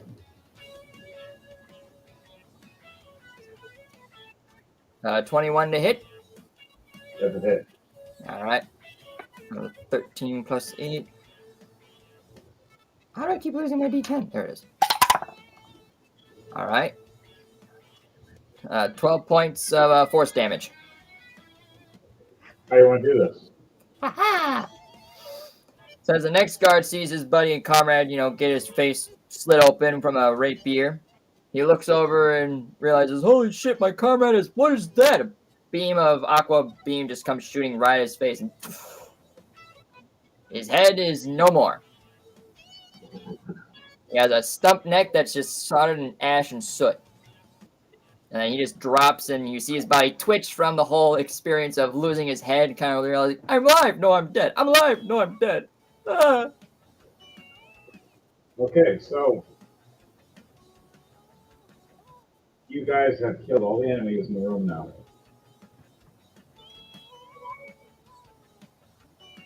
You now have 2 golems on each side of the room. All right, you guys want to head to the next room as the one golem has sawed its way through the bar door. I look at the princess and say, which way do you think is the best course to go? She looks back at all of you and goes, all of you step back, please. As you look, Gladly. I take a step back. I'll leave my monsters out there for shits and giggles. all of you step back as you see the giant ball winding up like Sonic the Hedgehog charging.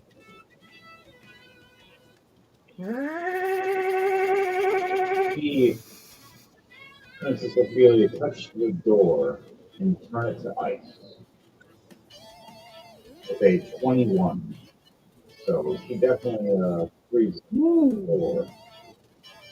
And then she steps back from the door as your monsters are standing in front of the door, just an the giant ball rolls right over them, right through them, and smashes into this ice door and just shatters it. That's all right. They're going to the graveyard. It's fine with me. You left them there to stand there. I will allow it. I don't mind. I had other cards I want to play, and I couldn't bring them out unless these guys got destroyed. It's the only way it works. They, Graveyard you go. we'll call them Ezio instead of Forgot to draw a card. or That'd be nice and handy. well, you bust through the next room. Those three nobles you've seen originally, all of them have their weapons drawn, looking around as we enter the room. Ophelia, which is a good thing it's our turn next anyways, looks right at the next golem, snaps her fingers and points right at the three people.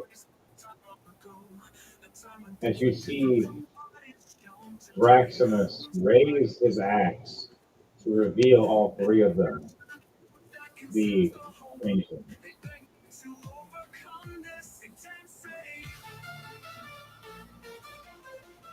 What do all you guys say as they reveal to changelings? Hey, bastards! Knock, knock! More of them? Ugh.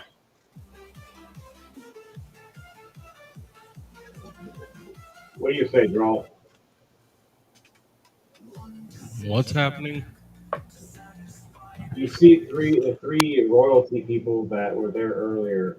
The Princess Ophelia walked past, but all three of them are changelings. And they just got outed. So what do you say when you see them as changelings? So they just changed, you said? Yeah, they got revealed that they're changelings. How close are they together? All three of them are bunched up together. I need them to make a deck save then. Or not deck save, a constitution save. A 7, Because a 6, they're in the room, right? and a 10. 7, 6, and a 10. They all failed. I'm using my action to Nice. move the moonbeam right over top of them. Each one of them taking 31 points of damage. Youchies! Yowzers, man. Right off rip. Okay, severe damage to all. Give it! You hear all three of them scream in wretched pain as the golems all turn at all three of them and stake intruders and just start rolling right at all three of these guys.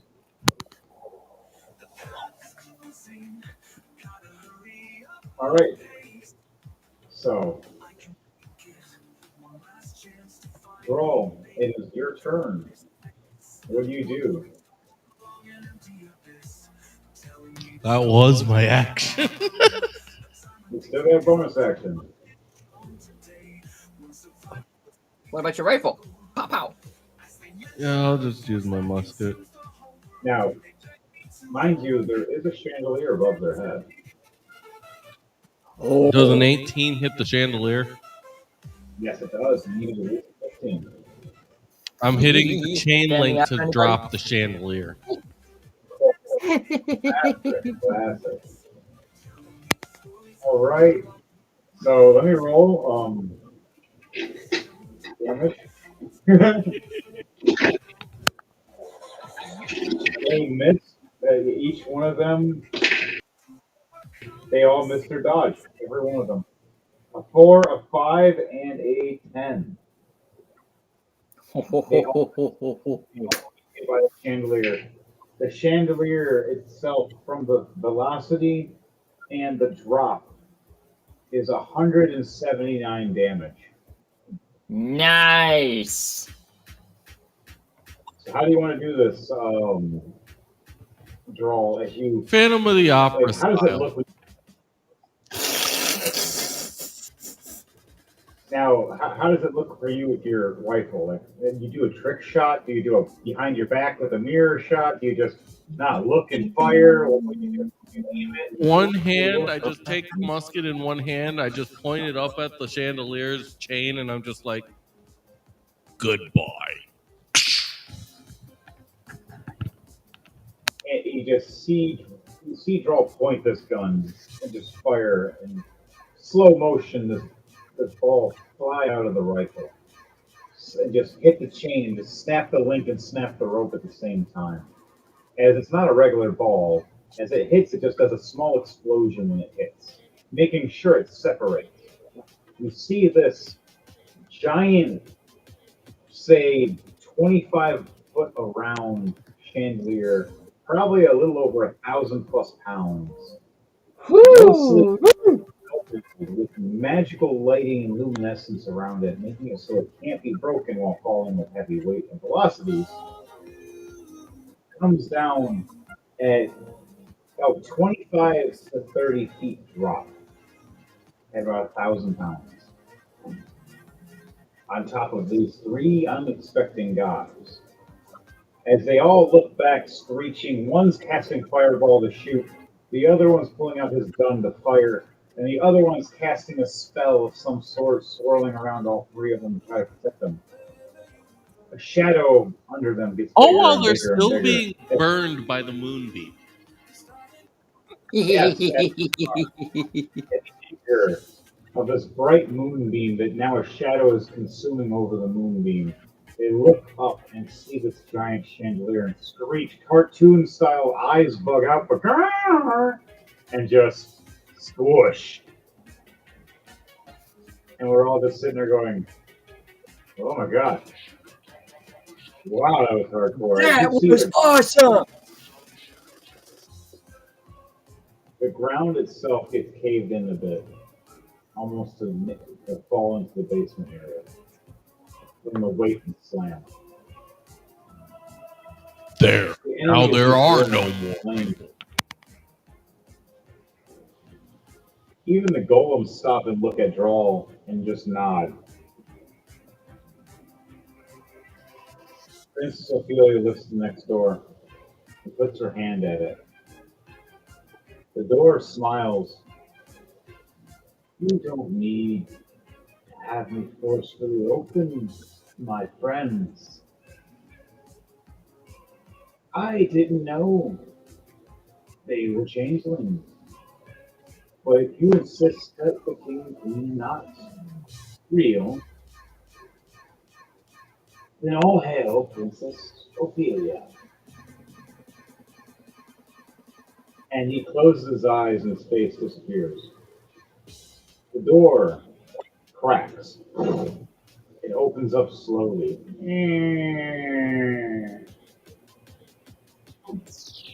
As you hear, good luck. You're going to need it. What do you guys do?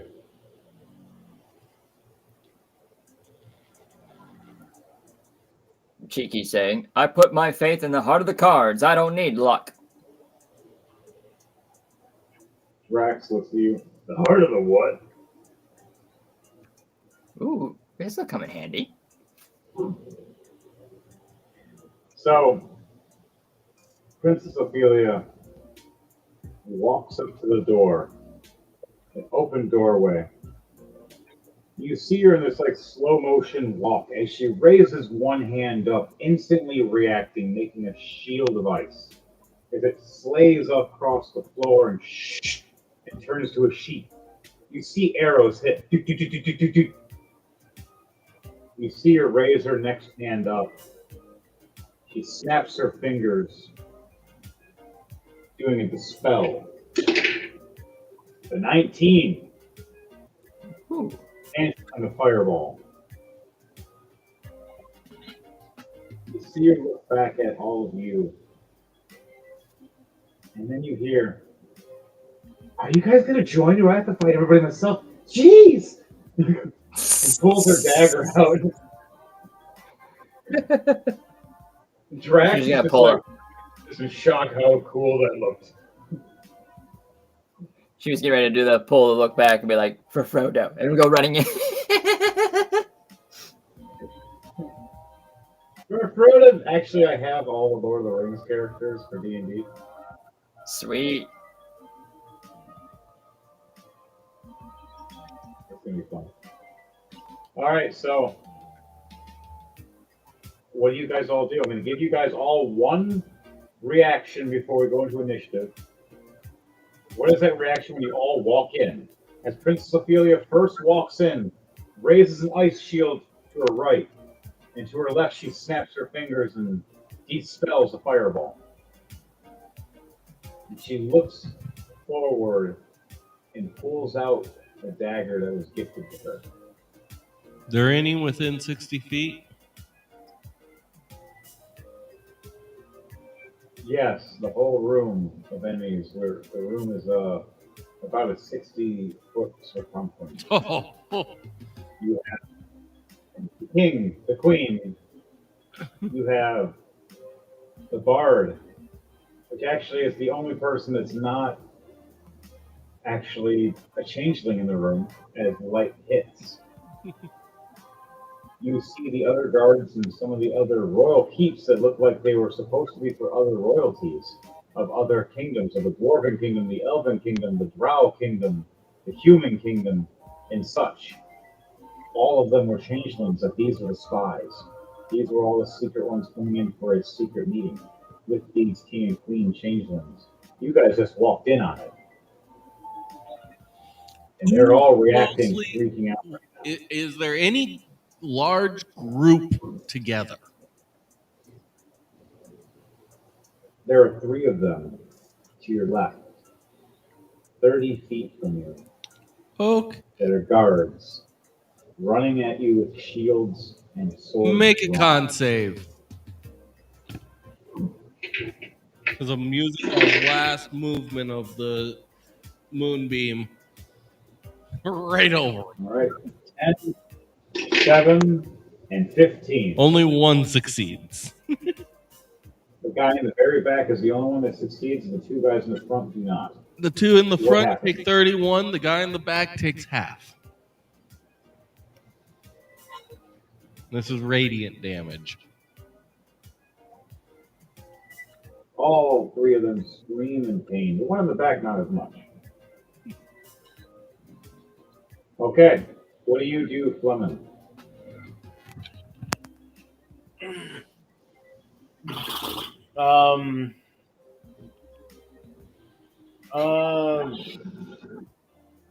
Trying to remember what we're doing again. What are we doing again? I'm sorry. We're Basically, running right at the throne room doorway.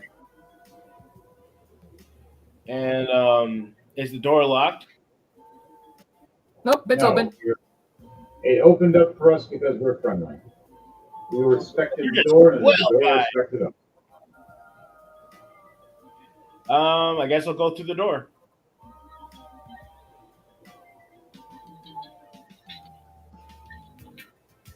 Well, everybody else is fighting changelings. What do you want to do? Oh, I'm trying. I'll go fight. I'll go help out fighting changelings. All right, there's the ones that just got hit by Devontae's character Draw with the moonbeam in front of you guys to your left. To your right, there are the 2 archers, one with a double crossbow, and one with just a bow and arrow, firing at you guys from your right. I'll take on those guys. You have 3 arrows flying at you right now, Dark Trooper. I use deflect. Is there anything you want to do in that concept of these arrows flying at you? You want to do a reflective? Yes, I want to use the There's a deflect ball. missile and redirect it back at them. Yeah. All right. Deflect missile. Ooh, nice. All right, I need you to roll 3 acrobatic and/or athletic checks, Ugh. please. And you have advantage to all 3 of them, as you are a trained monk, and this is something you do normally. One is 27, net 20 plus 7. Nice. Ooh, that's a double success there. All right, what's the other 2? One's a 21, 14 plus 7. Nice. Very nice. And the last one's 15 plus 7, 22.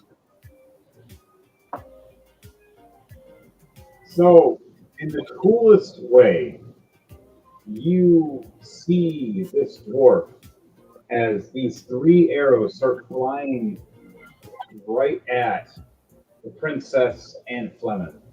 As the princess did all these cool things blocking, she didn't have enough time to raise up the next ice shield. As she's trying to raise it up, you see it raising up about 2 feet. And then here comes Fleming walking right past the ice shield, catching one arrow, spinning it, catching the next arrow, spinning it. And right after he does that, he kicks the 3rd arrow and just kicks it right back at him. And you see the one archer get hit with his own arrow, he drops, gasping for air in his one lung.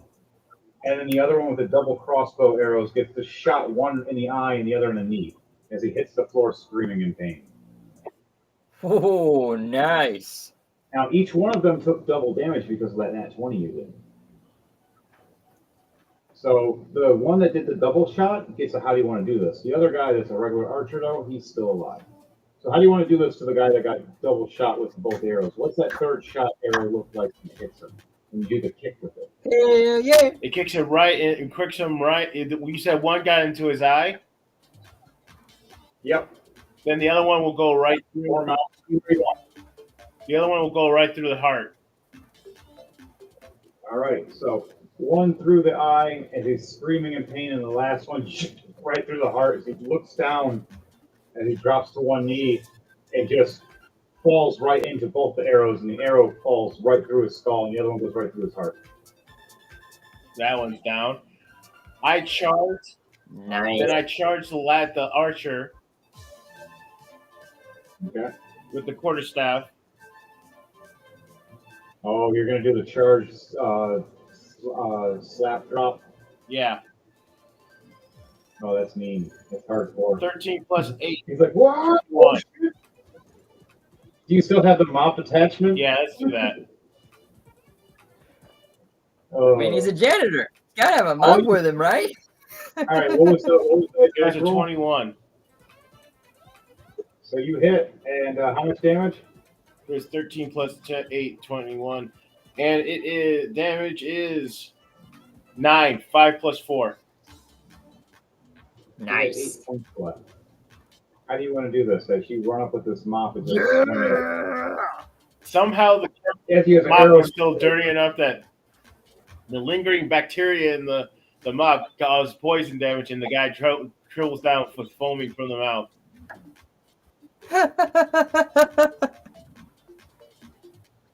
I love it. James. All right, yo. He said, yo. Hi, James. Oh, yo, my brother. Homie. James Head? Yeah, that's Zenta. Or Reason Done. One of the mightiest gamers you'll ever. He makes us all look like bitches in Mario Kart. And Smash Bros. And many other games. I love it.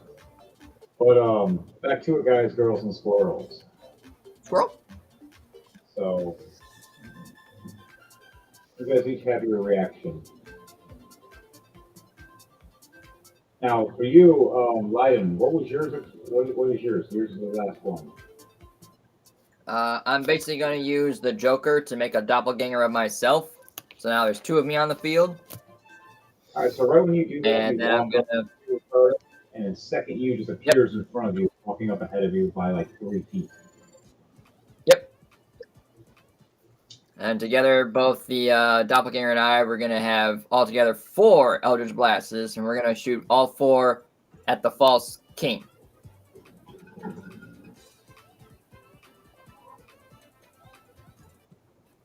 First roll. What level are these Eldritch Glasses? They are all aquamarine colored. And what level? It's basically a cantrip. Ah, okay. So first one's a miss. The second one, okay, that's a hit. That's a 19 plus 8, so that's 27, I think. Yes, you do hit. You missed the first one. He looks back as he looks. Third one's a nat 20 plus 8, 28. Let's go, baby! And the fourth and final one is a 19 plus 8. 3 hits. As he looks back at All the right. first one, he looks back forward and boom, and just knocks back into his chair, to the throne. All right, And so the second attack, since the first one was a miss, 12. The third attack, which was a nat 20. All right, that is a 9 plus 4. That is 13 plus double that. I can't do math apparently for some reason. 26. And the fourth and final attack is 9. you hurt him, but it's not enough to take a much higher level. That's okay. He looks back with rage. All right. So that's everybody's reaction. Now we're going to go back to the top. And Chris Lemon, you are first. What do you do now? As you slaughter those 2 archers, and now you see a dwarven mage that's not a dwarf, but a changeling. Elvish looking sorcerer, but he is a changeling as well. By the way, you see one other. You see a dragonborn impersonating a monk of the Drunken Dragon Monastery. And it's a changeling. What do you guys all react to that when you first see that? Like, especially Drawl and especially Lemon.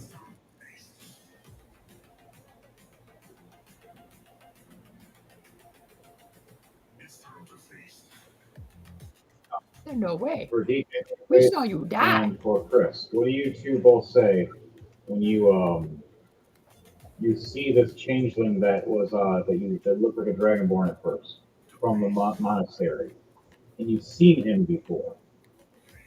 So Hey, didn't I crush your head into the concrete at the bar? what do you say, Drawl?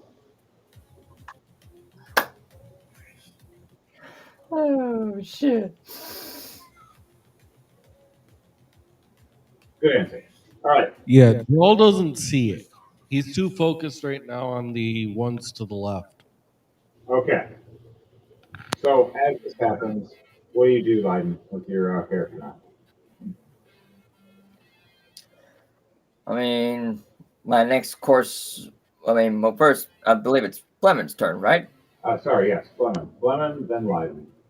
Fleming, Flemon, then me. what do you do after seeing that? You react, you say that stuff. He gives you a dirty look and goes, "You keep forcing my plans. This time, I'm going to look like you when I'm done."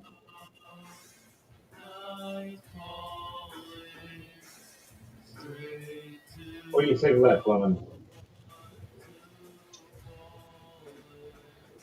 Look, I said, wasn't you the guy who I put in the concrete at the bar? And he said, And then he say he's going to steal your face. I say, Like, well, wait, my no. face is too handsome for an ugly creature like you. You hear it hiss at you. That just makes it even worse. It still doesn't make me want to give you my face. Now, what are you gonna do now? Now I'm going to bash his face in. Now I'm going to point at him and go, now I'm going to put you into the concrete again. And this time I'm going to make sure you stay down. And crack my knuckles. Bring it, short man. Okay, so you got your action. And you had to use your bonus action for talking crap. But what's your action? I charge in. All right, running, doing what? A running kick, a Over running attack. punch. You're doing a kind of like acrobatics thing, like a flippy do, or See what doing like a back do a kick, a booty bump, drop kick.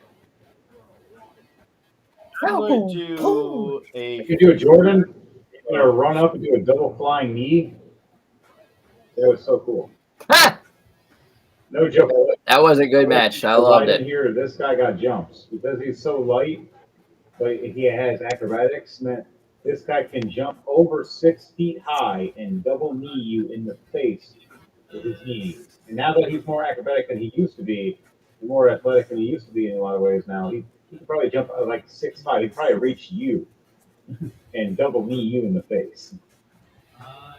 He's like a spider monkey out of nowhere. Yeah. I charge in. Yeah, why not? I'll do a double D to the face. All right. Oh yeah, buddy. Get him, go get him. I learned this one from Leiden. It's a Leiden strike. There you go. A Leiden strike. I already know what you're going to say. Do it acrobatics. Yep. You get a knee. Knee of 7, rejection. 18. You hit. That's a straight roll.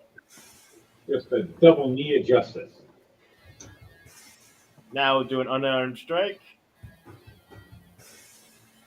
Oh, 17 plus 7, 24. Nice. All right, so the first hit That is very much a hit. knocks him on his ass, knocks him prone. So all your physical attacks have advantage now. And did 8 damage.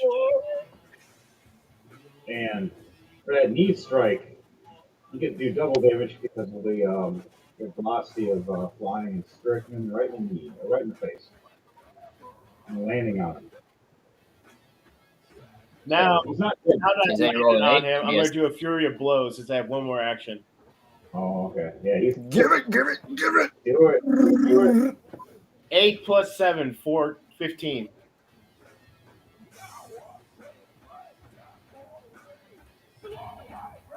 Okay. You hit. How much And I damage? decided to all those Fury of Blows right into his crotch. Just for funsies. Oh my. All right, how much damage? 9. 6 plus 3. Nice. All right, now Fury Blows means you get to strike one more time. So what's that second strike? That's right. Fury Blows, I get multiple strikes. Yep. Oh, 920 plus 7. Yes. Oh, And because it's double damage, 4 plus 6 plus 3, 13 damage. how do you want to do this? Woohoo! That Get is it right there. Yeah. destroyed. So He wasn't ready. He wasn't ready. as you warned him, you were going to pummel something into the ground, and you said his head. You just didn't say which head this time. As he screams in horrid pain, as the dwarf double kneed him in the face to the ground and first smashed his face into the ground, messing him up horribly. Turning right around and just he just started pounding his balls with his fist. So in fact, I put 2 heads into the ground. Yep. Smashing both heads into the ground. As you heard it screech in pain for its horrible death, wishing any formality, it gave itself a heart attack just to die from the pain and agony. And then I do a handstand and flip up and go, try to take my face, will you? And I give him a swift kick to the chest and go, not likely, you stupid git. The other two changelings, that was a dwarf and a elf, freak out as they see you do this. And then you see one of them pull out a shadow dagger, and the other one pulls out a glowing flail. I look at them both and go, bring it. All right, so that'll end your turn. Okay, Leiden. What are you doing? Well, I was gonna do something, but that involves everyone being out of the room. But since everyone's in the room, I decided to forego that idea. So instead, I'm gonna bring forth my own giant on the battlefield. Uh-oh. I'm gonna summon a frost giant to the field.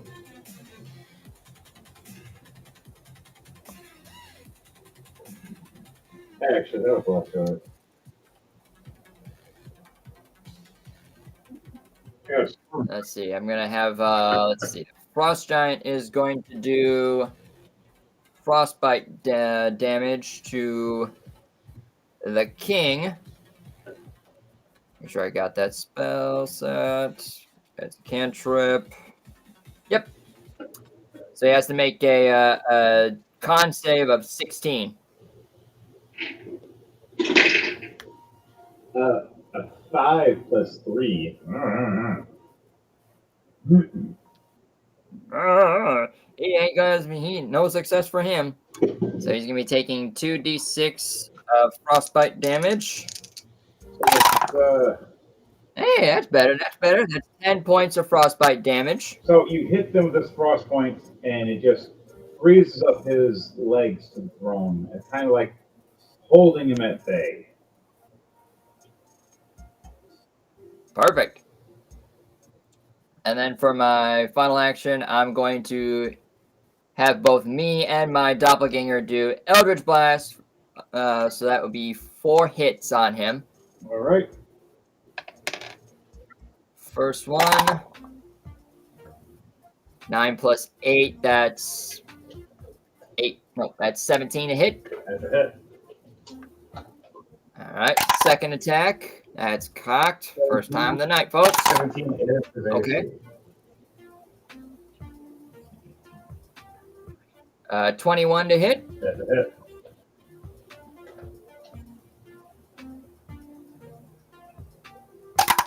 Third attack. Nat 20. Wait. Fourth and final hit. That's a 10 altogether. So that one does not hit.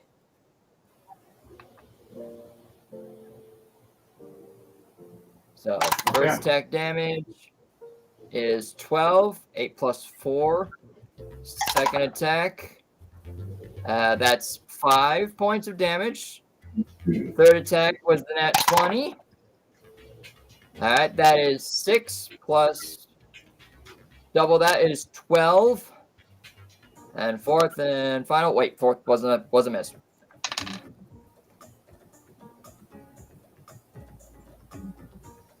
That's all I got. Okay, so you heard him. He's about halfway now. He's not dead though, but he's about halfway. Surprised the living hell out of him more than anything. And you froze him to the chair. He was frozen today.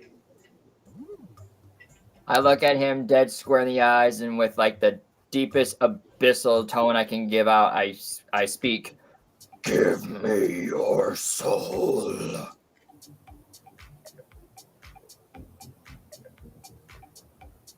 Roll a D100 for me, please. Ooh. Don't mind if I do.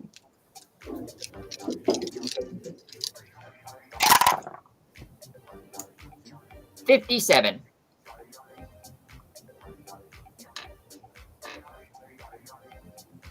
I rolled a 52, so you, when you say this, your god that you made a deal with,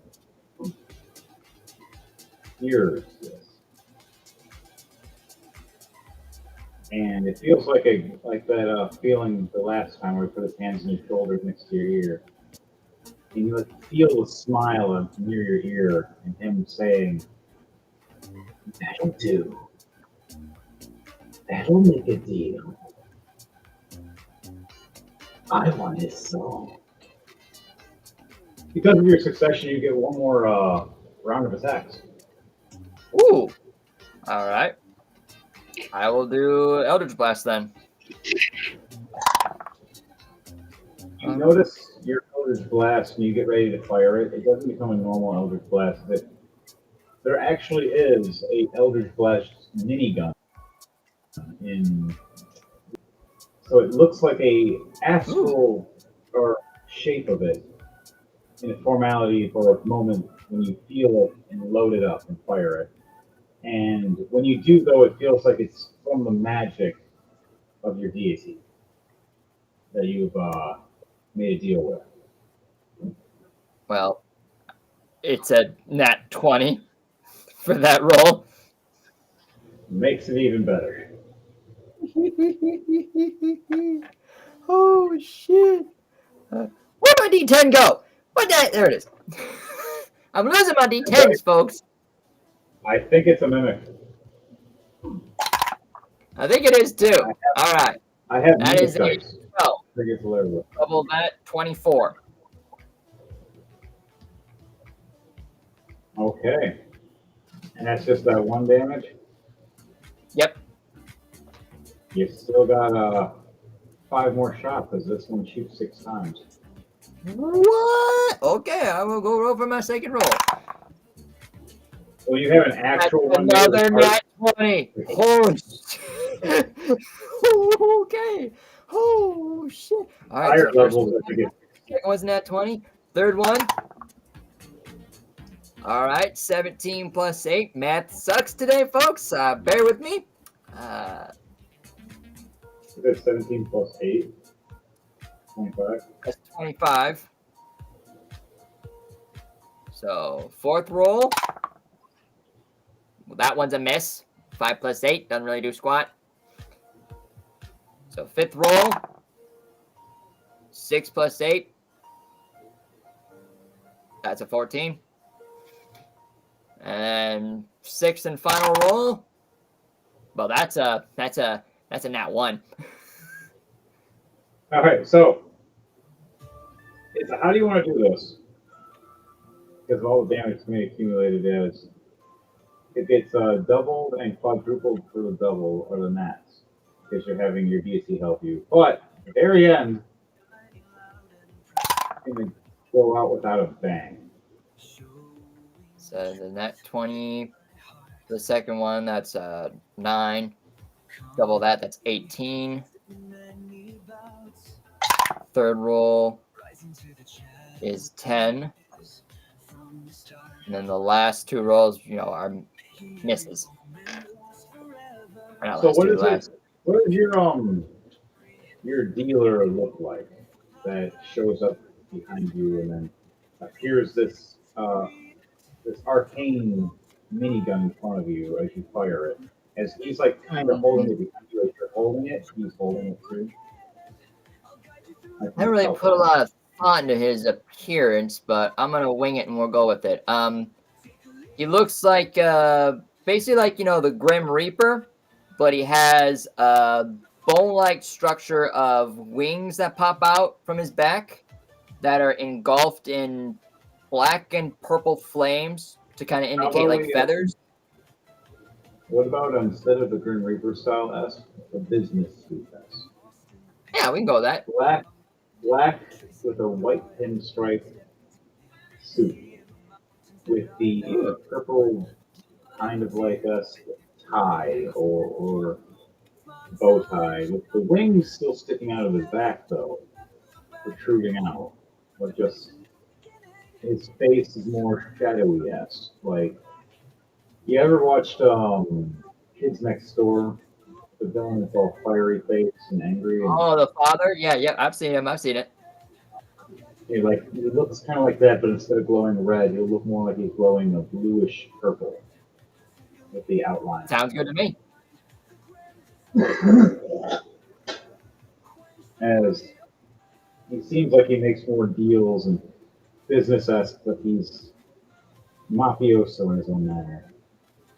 And he always has a card. He has like a deck of cards in his hands that he always just constantly keeps shuffling. Sometimes the cards will float around him and go back into his deck while he shuffles. Always puts them in his right pouch pocket, and you always see one sticking out, looking like it's looking at somebody.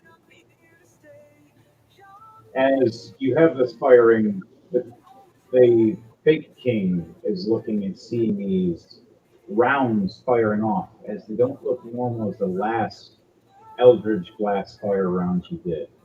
These ones have his face look like they're on them, smiling. As each one hits, rips through his flesh, right through his soul, as you hear him scream in pain. As he starts realizing he's more effed than he thought, as when the bullets rip through, they don't go past. They stop and they pull back. Ooh. They rip through another part of him and go back into the gun. Ooh. Fires through and then rip back through, and the last ones pull his soul as the body gets stuck there because you froze it there.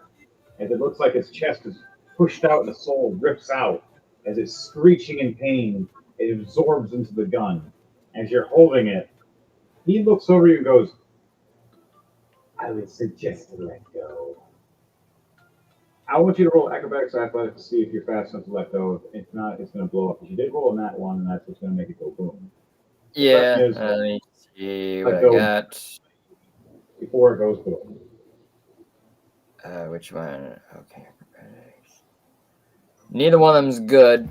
I'm just gonna go with acrobatics because it's just a straight roll. That's a 12. So you try your hardest to let go and jump away, but right when you look down and you realize what he means, you see it glowing severely. And right when you let go to push away, giving you 27 points of force blast damage, All right. throwing you back 10 feet, right past Fleming, right past Roll, right in front of Princess Ophelia. And you hit the ground, knocked prone until your turn again. Gotcha. You did an epic thing, you messed up the king. You look back and he said, deal's done, thank you, but you better let go. And you're like, what? Boom! And you're like, ow, that was cool, but ow. You hear in the back of your head, don't you love making deals with me? The next one will be another card game. You owe me one. Looking forward to it. Ow! All right, your turn's done. Yep. Drax and Ophelia are going to go after the queen. Droll, do you want to go after the queen as well? As they're the last ones left? As the guards have all been disintegrated by your moonbeam of death. Okay, yeah, that's all I would have asked, is just for them to do another con save. I got an 8, a 5, and a 10. And I did the math, and they weren't going to survive 10 damage apiece. Yeah, and it was 22. They would have each died instantly. They all just disintegrated and screamed that you just walked forward towards the queen with me and Princess Ophelia. So it's Princess Ophelia with 2 dragons right behind her. So she's walking up with fire in one hand, ice in the other, with her eyes starting to glow as she's walking up in rage. As you see a monk dwarf jumping up and slaughtering a few of the fake or the changelings and making them screech as he's holding them off. And the other side, you see a minigun of magical aura and Merrick firing it off, ripping the king apart, ripping his soul apart as he's the false king. Princess Ophelia walks up, and you see these 2 dragonborn, black and purple, right behind her, smiling with their wings out and their teeth ready. One holding a bloody, glowing axe. And what weapon do you hold as Brawl? He's holding his musket currently. And you're holding your musket just on your back, just walking past up the stairs. As the queen is going, hang on now. We can, I'm your mother. I mean, please, anything. As you see the queen, or you see Prince Ophelia walking up the steps going, you're not my mom. I know you're not. You don't have a cold touch. The room's not icy. I can feel if you were my mother. Where are they? Or suffer what happened to him. I will send your soul wherever the hell that one went. As for Merrick, you hear, did I hear another soul?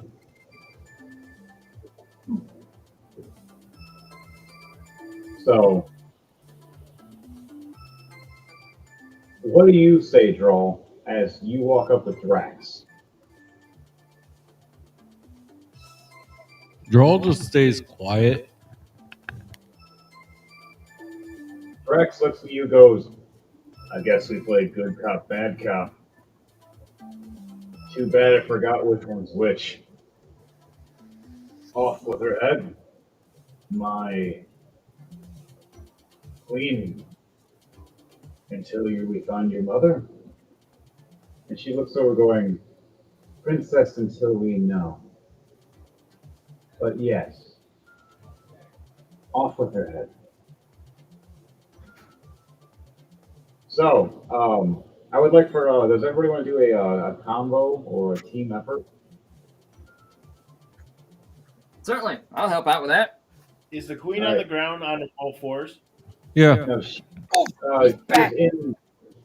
She is on her knees, begging and pleading, right in front of the queen's throne. The other two guys that were there in front of you, that were getting ready to fight you, tried to turn and run. And as the changeling dwarf and the changeling elf turned and ran, the golems entered the room And turn them into paste? and turned every single changeling that was in that room to paste. As they found the rest of them that were in there too. And the only one that wasn't was the bard, and they were fine with the bard because they liked his music. I go to my spells, please. I don't want to go to manage inventory. And I So- don't want to die. Princess Ophelia looks over and goes, everybody take a hit. All right, for mine, the queen needs to make a dexterity save. 11. She fails.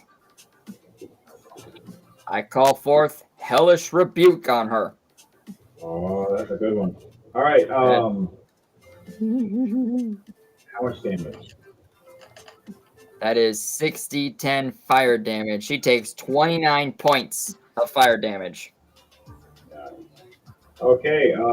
Does a dirty 20 hit? Yes, it does. Okay. And then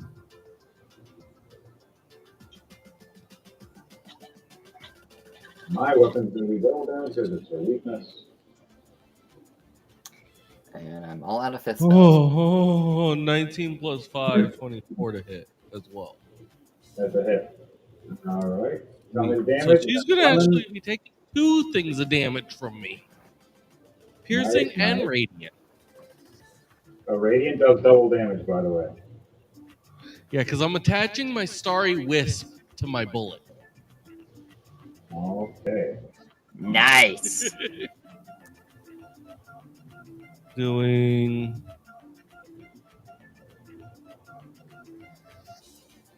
7 points of piercing, 8 points of radiant. Okay. Oh, by the way, How about I just give you guys a blessing? Ooh. Just because I'm a. All right, now Fleming, what are you doing for your final hit on the queen before Princess Ophelia obliterates her? Is your guy still in front of the queen? My guy's on the side, going for the chop for the neck. But it's kind of like a slow motion to you as you see everybody attacking, and you're just right there ready to hit. I don't want to get away. I'm just gonna let you do the chop. I'm gonna give you a blessing. I bless you, my child. All right. She basically takes flames that shoot from under her while she's laying on the ground. That is like a symbol on the floor that represents my patron. Just shoots up on That's her. mean. I can see it now. You play. You look at your cards and you shuffle your deck, and then this image rolls like a shadow off you to the floor, follows up to her like a small flame.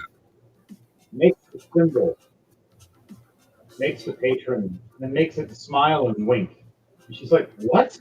And it opens its mouth and "Blah! Fire my laser!" Blah! So it gets hit that way. I'm hitting with my axe. I hit with a nat 20 and then with a 19, which I'm enraged. And then now Princess Ophelia. Oh yeah, yeah, she's gonna be dead after this. Princess Ophelia walks up. I asked a question. And she's bleeding everywhere and her neck is barely hanging on. She's trying to gasp for air. Where's my mother and my father? Or you die. I have more loyal men like this that are 10 times more dangerous. Yeah, you haven't met Grismont yet. You stupid git. She looks up and goes, in the skies of heaven that see hell from the bottoms is where she'll be, in a floating castle in the sky. Please set me free. As the princess smiles, you'll be free, all right. All right. And does disintegration ray. And hits with an 18. I'm sorry, sweetie. She failed with an 8. Here, you're not going to get it. And Princess got the 18. So with disintegration ray, you see her screech in pain for a split second, and then you just see her just start turning to dust.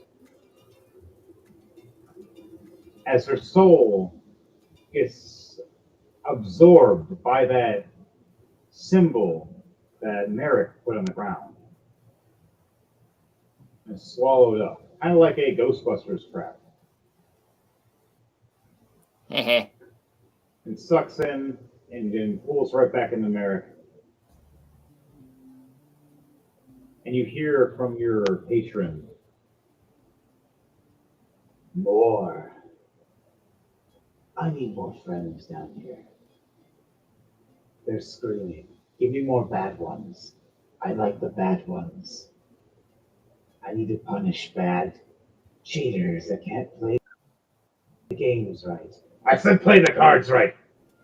They're not playing right. Now teach them. Back to the shadows I go. You hear screaming and muffling before it goes away. All right.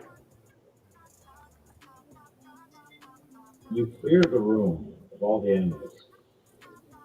As you turn back and see several golems, like an army, standing at a waiting, and a giant ball as well, just sitting there. Princess Ophelia looks over. I guess we're gonna have to do unkind to my mother and father. Are you Dragon Brawlers willing to join me? I know it's been a while, so we should head to your monastery and pay respects to your master. Warn him about the spies that were changing us. But that was Well, begging me pardon, princess, or queen, if I may say. Now that sounds like mommy and daddy have gone to another realm. I don't we have some giants in the other room that need a bit of a lesson?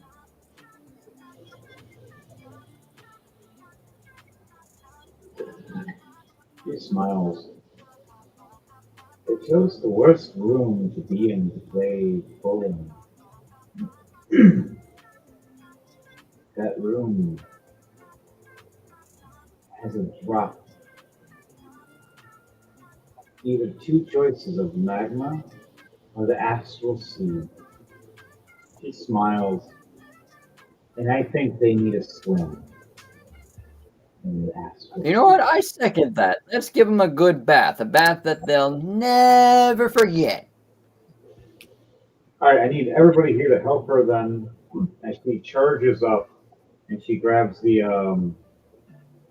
it's kind of like a switch pillar, but it has to be shifted, but it has to be done magically. So each person has to help with a wisdom or intelligence save. Oh dear. I think mine would be wisdom. with Let me double wisdom. check. Not save, a check. A check, the stronger one. So a wisdom or intelligence check. 6 plus 3, 9.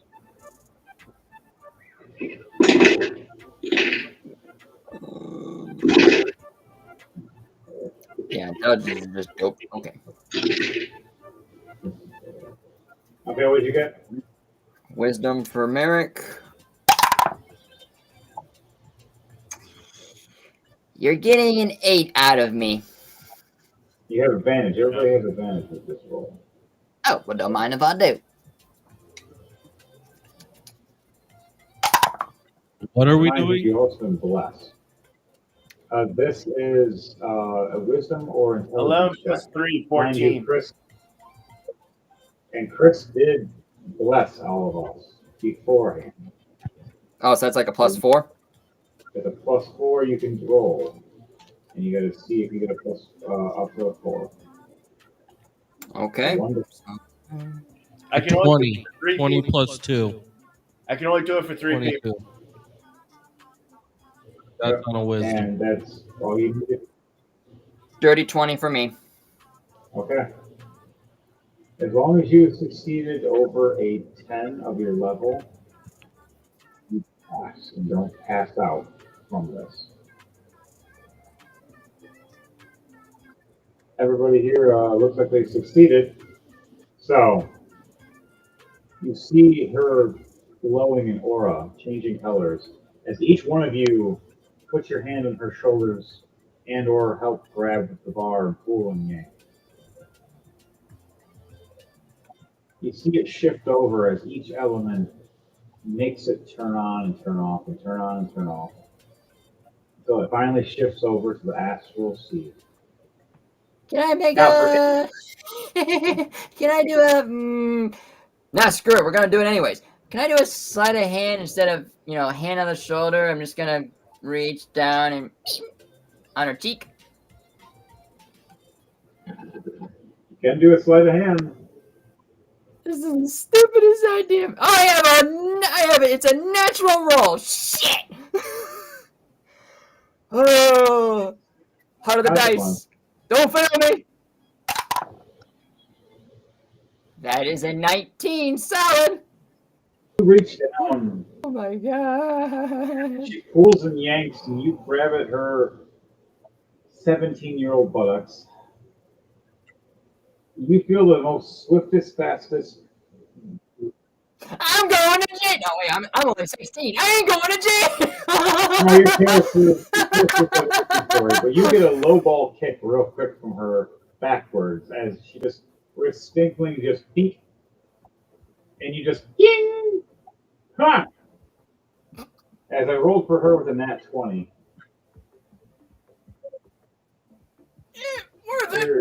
and she looks back at you going, not until we talk more first.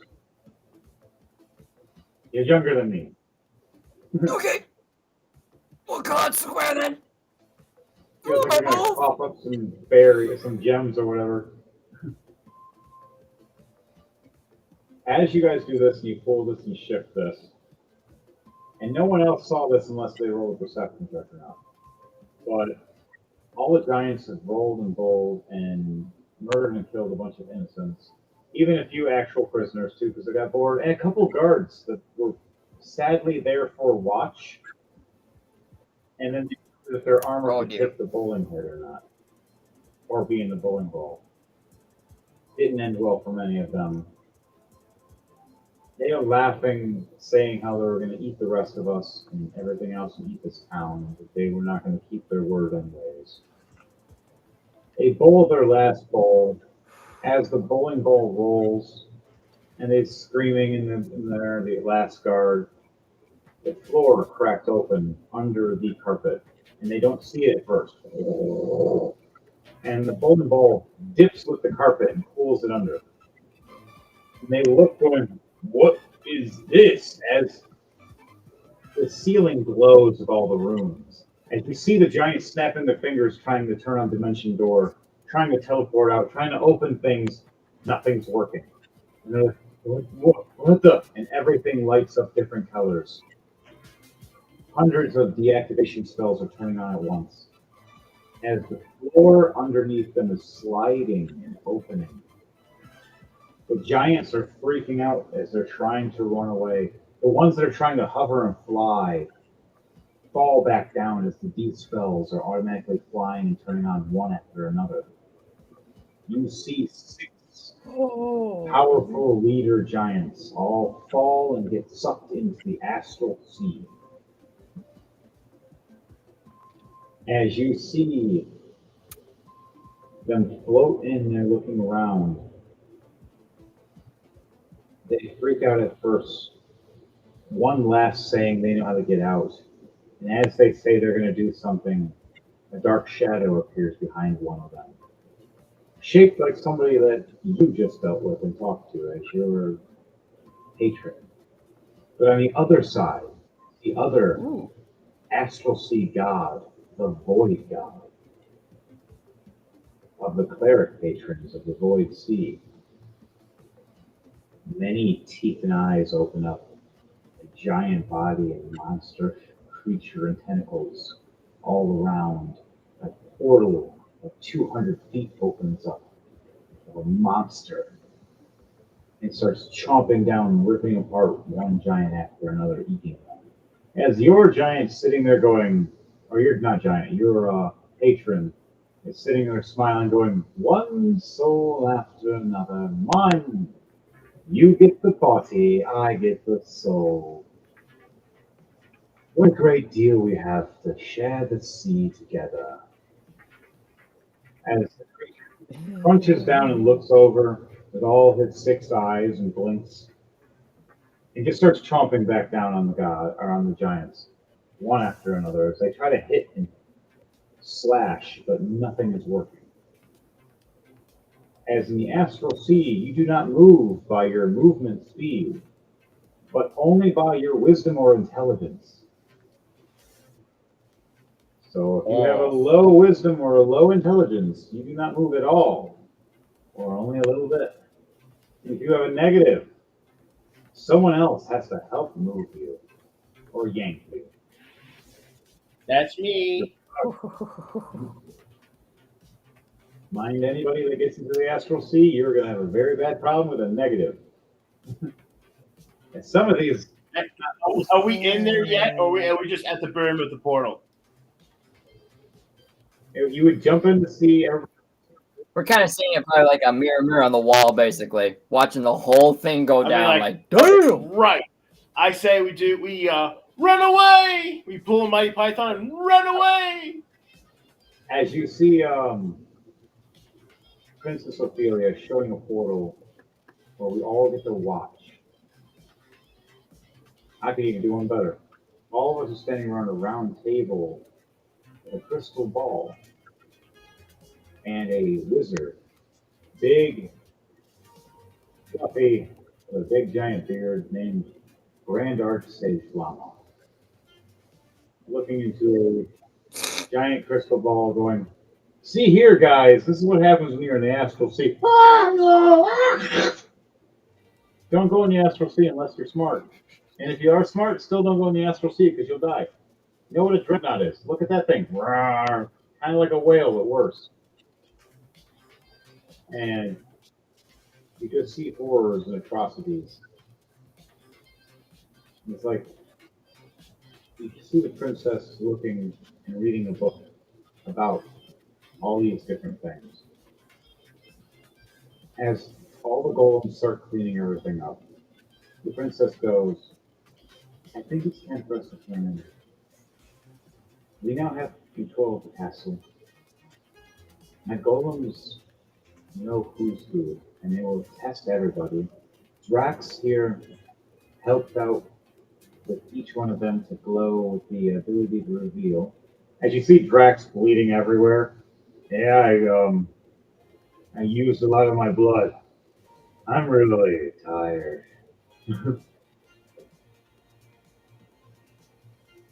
So she looks over going, "You guys choose your rooms. I'm going to mine. I need time to think after. I need to find out my parents." And she grabs a bunch of books about castles and skies and stories and runs to her room. Draximus, you see, goes to her door of her room and lays down on the ground like a guard dog and then drinks a potion like alcohol and goes to sleep as you see him heal. You see him use a small pillow and blanket that he pulls out from his sack of his little bag. And that's what happens to Draximus. He goes to sleep, guarding her door. Princess Ophelia stays in her room and stays up most of the night reading and learning, and then falls asleep on her books. What do you guys do for the rest of the night before it ends for Rolling to Die tonight? I'm gonna wait until everyone leaves the throne room. I'll try and be the last one in I'm there. gonna go find a bed Okay. to go to sleep. Lemon heads to the first room down the hallway, which is about 5 rooms down from the princess's hall or bedroom. You see Draximus sleeping and getting ready. He eyeballs you for a second and closes his eye, like he's hearing everything as he rests. You go into your room and you just see a nice cushiony bed, and you see it's actually a dwarven room, so you're pretty happy about it. More humble to home. Now, Droll, what do you do? I just pop out I just pop out my tiny hut and go into sleep.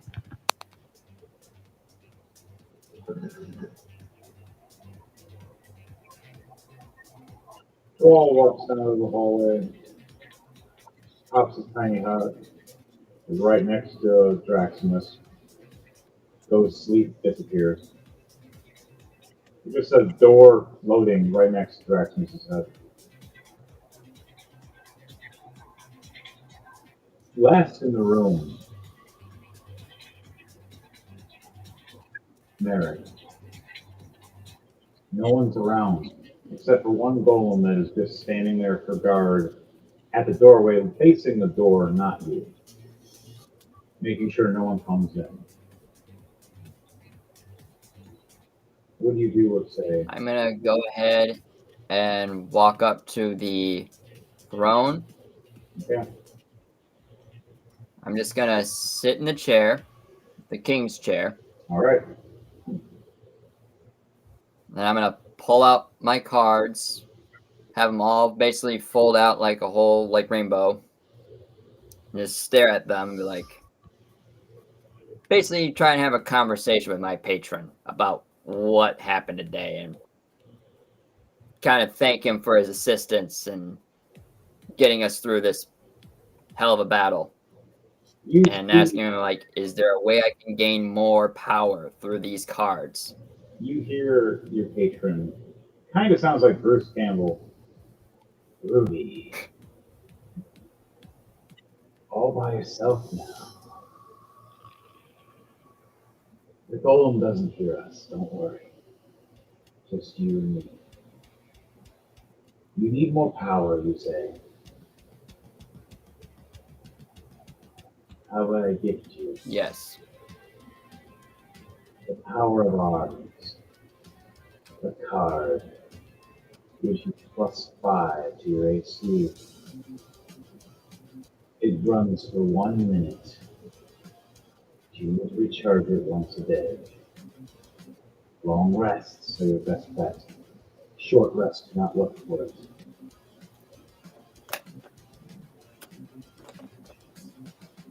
You play this card as a quick effect. Someone attacks you. You can boost up your AC +5 for 1 minute. Long rest needs to be recharged.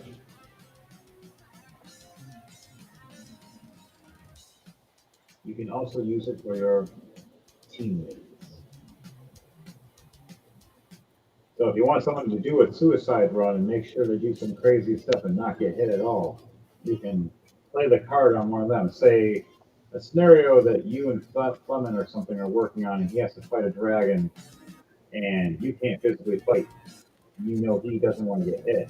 So you play the card on him as he's running and dodging left and right, getting closer and closer to the enemy, doing the task he needs to do to get closer. Or to draw, making it so he can fly right in without getting slapped away. If not yourself, just to do a runaway and escape out of a area or building faster. We can also say the card itself will increase your movement speed double for that 1 minute.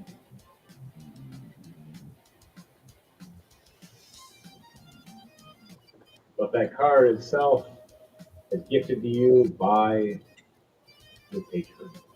So only you are the one that can use it. Anybody else that touches this card is going to have a bad day. So, what do you do besides that as you get this new card added to your deck as he smiles? As you look over when you're talking, you feel like he's near you. You look to your left, the Queen's throne, and he's sitting right there, smiling, in a kind of like a silhouette, not like he's fully there, kind of like see-through, like an astral projection of him. All right. And he looks over at you, smiling in his suit and opening his cards, going, "One day you'll have my champion in your deck." He smiles, takes 6 cards to make him. 5 as monster, 1 as a magic. Pretty much Exodia, but the 5th card is his gift. Ha!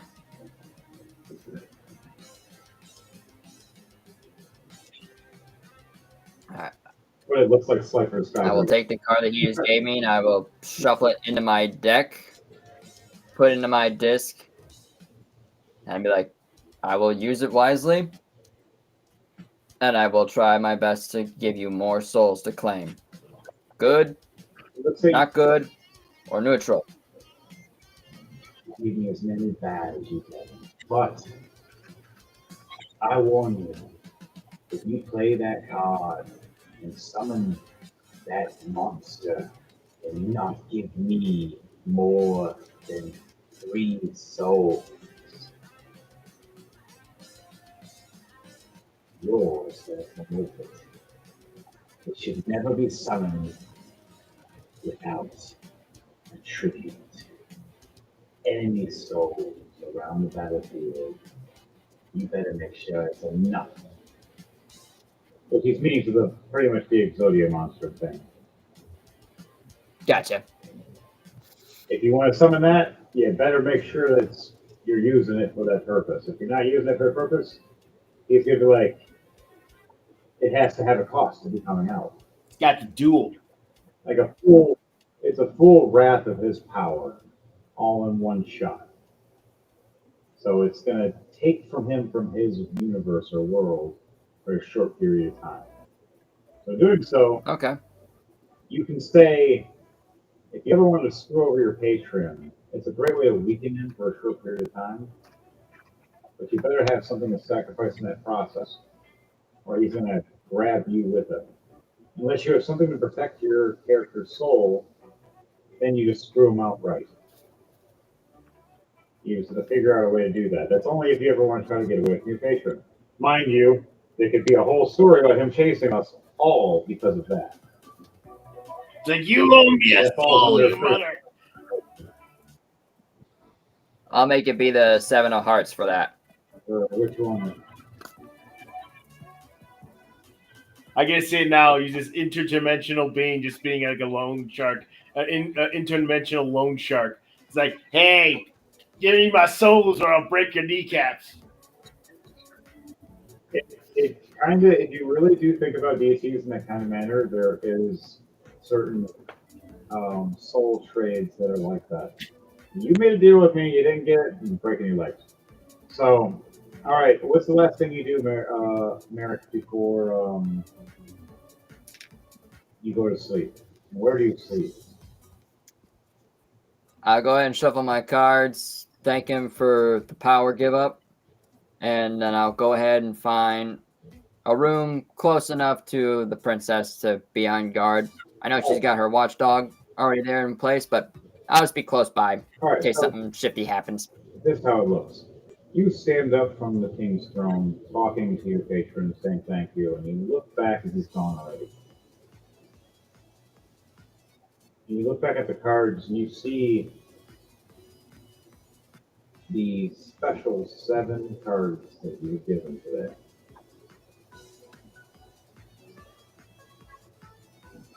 As you walk and leave and head down the hallway, the golem follows behind as like a initial protection. As it stops down the opposite hallway, you look and see there's a golem on each hallway, each end. You notice Drax in the middle and another floating door in Thrall at the princess's door, making it so no one can open the door because if they try to open the door anyways, they're going to hit Thrall's magical door that's floating. So pretty much it's an extra safety if someone's trying to open, they can't.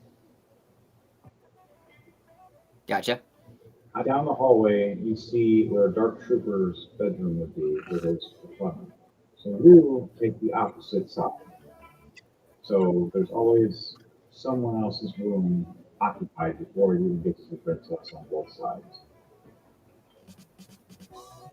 You take the room second from hers, as you notice the one you were trying to get closest was already locked.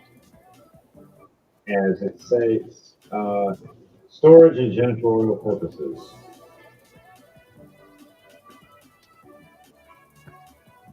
You head into the room. It seems nice and quaint. You close the door.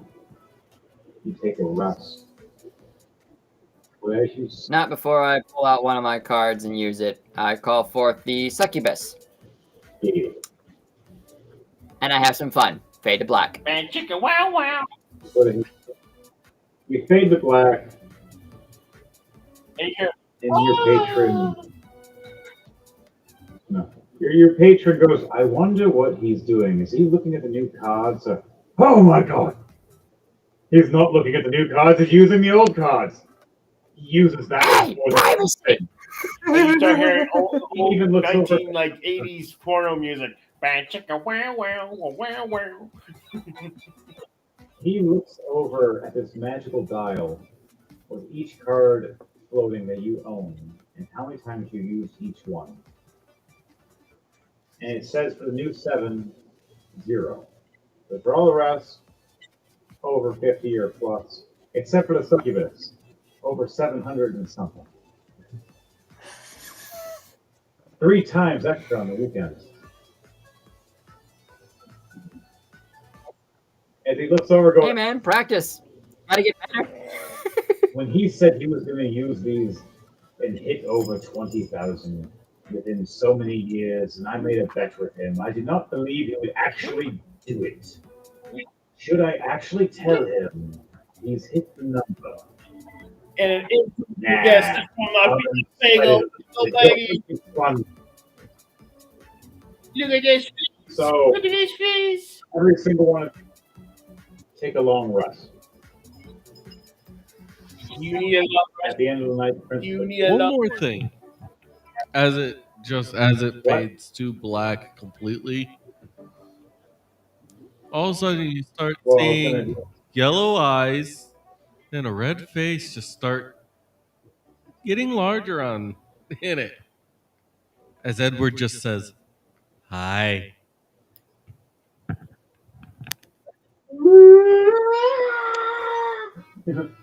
but and that's when you do that and you hear, "Hi."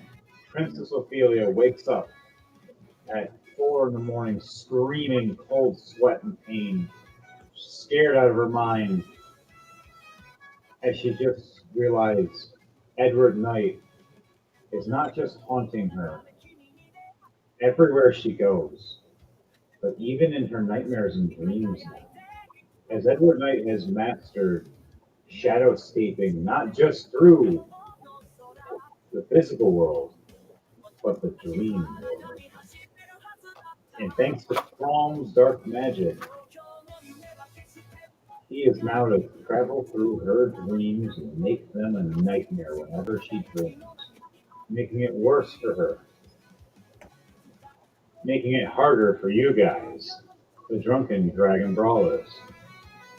One day she could wake up in just complete rage. Great. Screaming right now. Rage. One of the golems in the room that's protecting her is confused and doesn't know why she's screaming, freaking out, and just going, and maybe it's normal. The rest of you take long rests for your characters. But on that note, this was Rolling to Die. And remember to like, share, and subscribe, people. It always helps. And remember, we're done with your bullshit. It's a crazy clown world out there. To you all, good night. Anybody want to say anything before we end this? Tune in on Wednesday, 9 p.m. sharp for the Chaotic Minds podcast. Hopefully, I will be there this time. Gods, thank you. No guarantees because it is a Chaotic Mind podcast. Woo! And remember, people, within every chaotic mind, there's a conversation. And Live, anything you want to say? Thanks for watching the show, folks. We hope you enjoyed it. Remember to like, share, comment, and subscribe. We really do appreciate it. We hope you all have a great weekend. Be safe out there. And remember, wash your face, wash your hands, wash your ass. You know you have to. God bless y'all. Have a good night. DJ Thunderbase? Hit it, DJ.